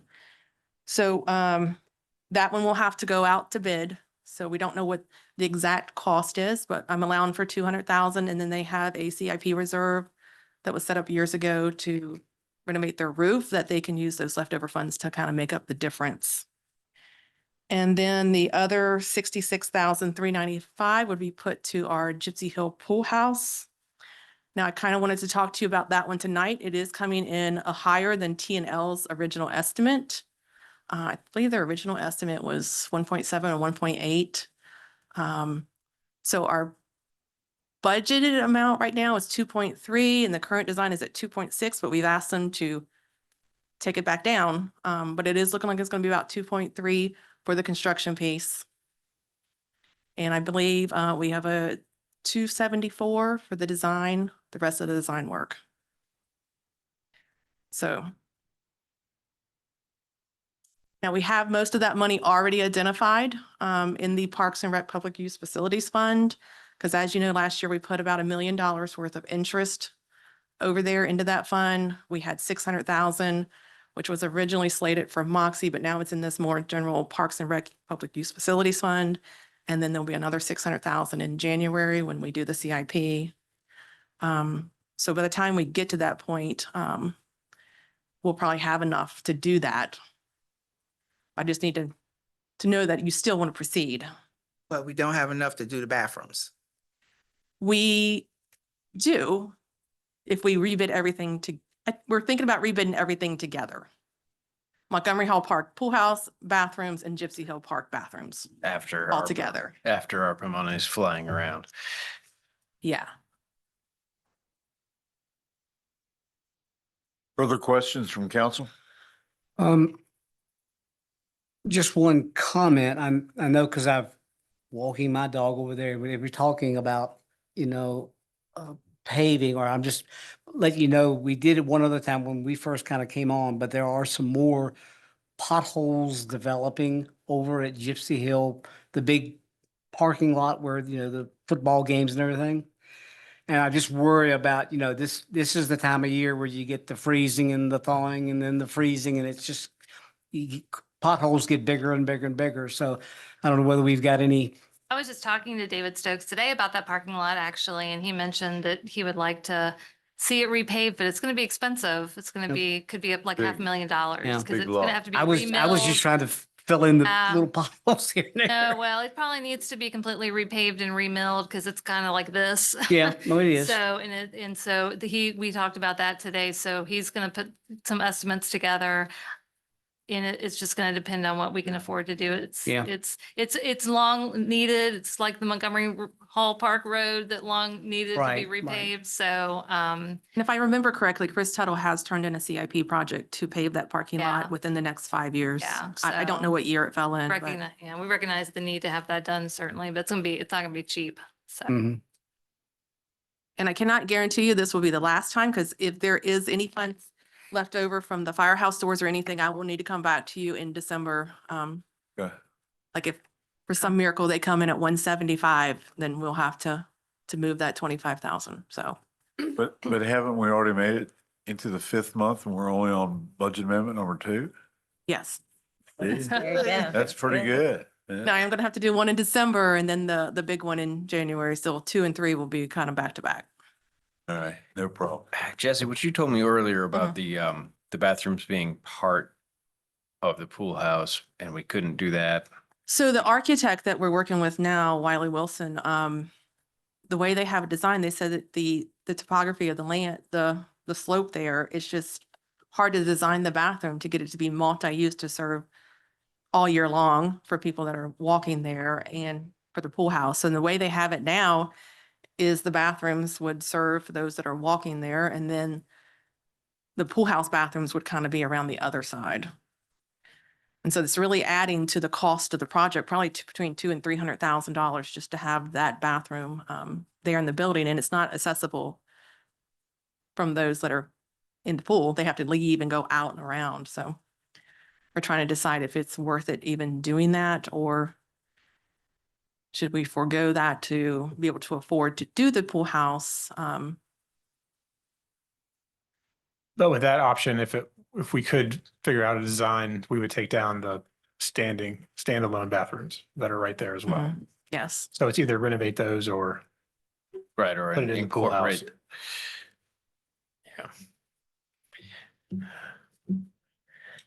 Any further questions?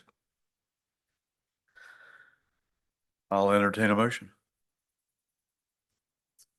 Mayor Claffey, Counselor move- Woods, I move that city council approve the transfer of already appropriated funds with the capital improvement fund. motion has been made. Is there a second? I'll second. Seconded by Counselor Campbell.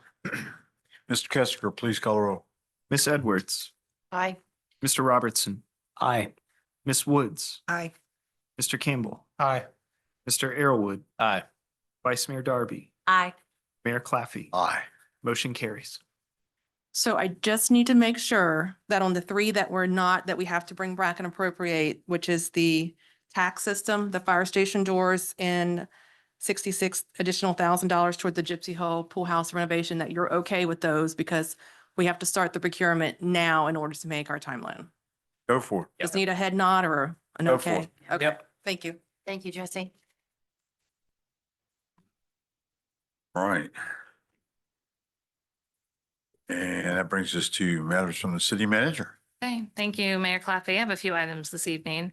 On December 9th at 6 PM at the Central Shenandoah EMS on West Beverly Street, Pete Kessaker and Willow Hughes of the city's Environmental Division will present an overview of the Gypsy Hill Park Stream Restoration Project. And this is a community education forum hosted by the Staunton West End Business Association, and all are welcome. And on that note, the Environmental Division team was honored by the Garden Club of Virginia with the Helen and Taylor Murphy Conservation Leadership in Government Award for the stream restoration project in Gypsy Hill Park. This award recognizes outstanding government leadership and commitment to environmental stewardship and sustainable practices in the Commonwealth. Willow Hughes, Environmental Program Specialist, accepted the award on behalf of the city. Staunton is actually the first recipient of the award, which was established in 2023. Bright has recently modified the Staunton West North loops, which were rolled out just last week, actually. A few of the route and schedule changes include on the Staunton West North Loop, changes to the hours of operations, and the most significant change is a new call stop added at Middlebrook Avenue, Moore Street at the Middlebrook Trace Apartments.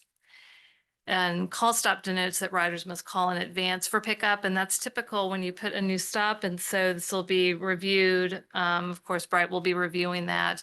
It's been heavily used, we've been told, so it's a very popular stop. The Staunton Downtown Trolley, 3 new stops were added from the old North and West loops to maintain existing coverage. Booker T. Washington Community Center, Walnut Street, Montgomery Avenue, and Sudbury Street at West Johnson.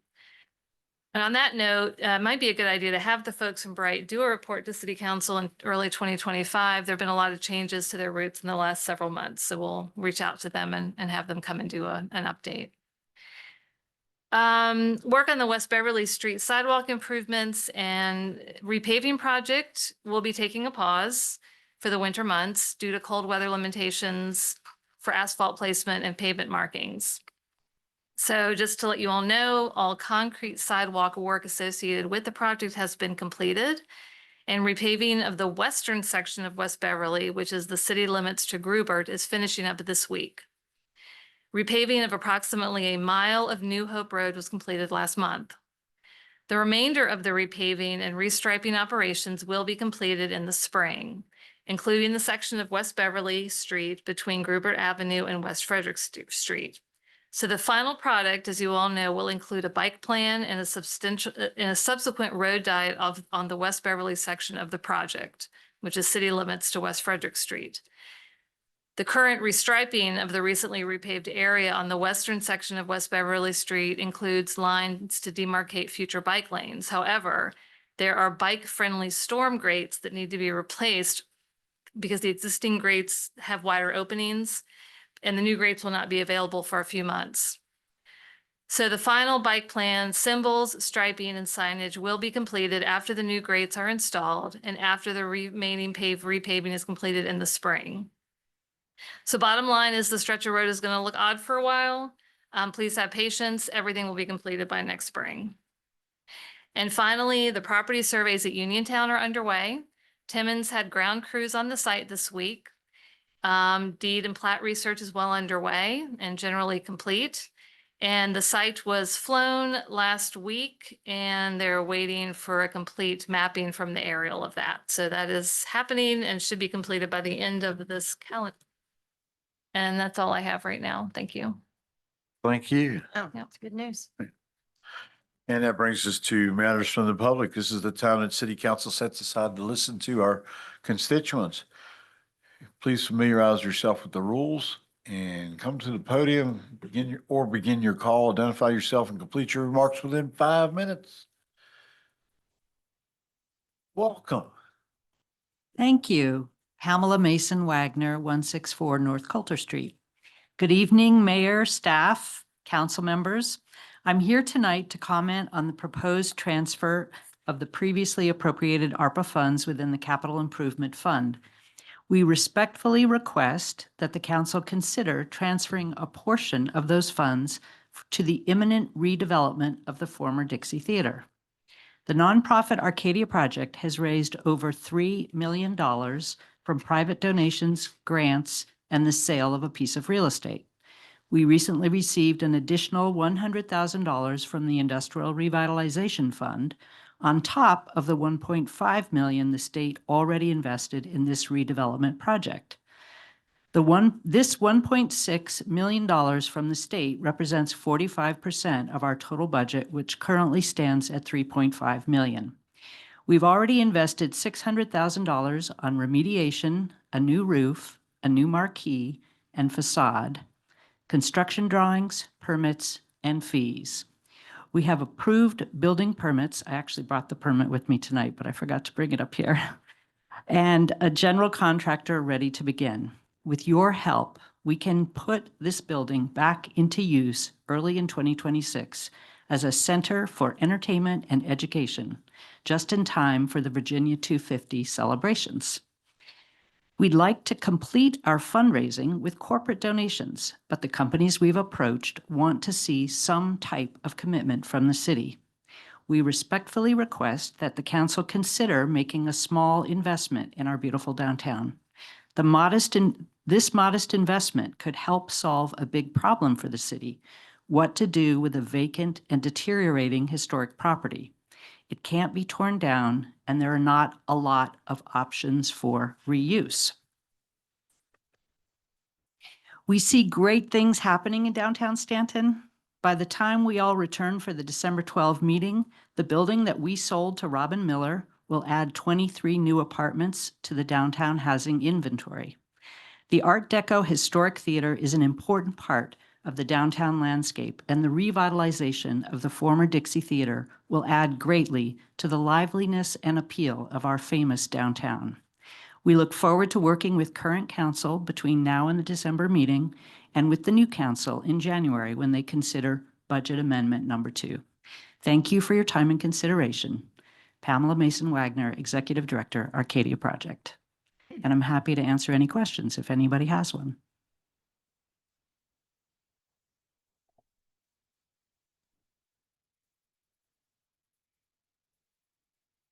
Thank you. Mr. Kesker, anyone on the phone? Yes, sir. Caller, go ahead. Hi, Zach Lewis, Rockaway Street, Staunton. Just like to say hello to the council. And wondering why aren't some of those funds that are left over being pushed toward the revitalization of Uniontown? I know the city is taking part of the taxes and whatnot, 5 cents either for the West End and Uniontown. But we could put that money toward Uniontown and get the project going early. Thank you very much. Thank you. Thank you. Would anyone else like to speak? Mr. Kesker, you have anyone else? No, sir, we have no other hands raised. Well, I'd like to congratulate and welcome 2 new council members who have come here tonight, and I'd like them to stand up and be acknowledged. Jeff Overhauser and Blake Shepard.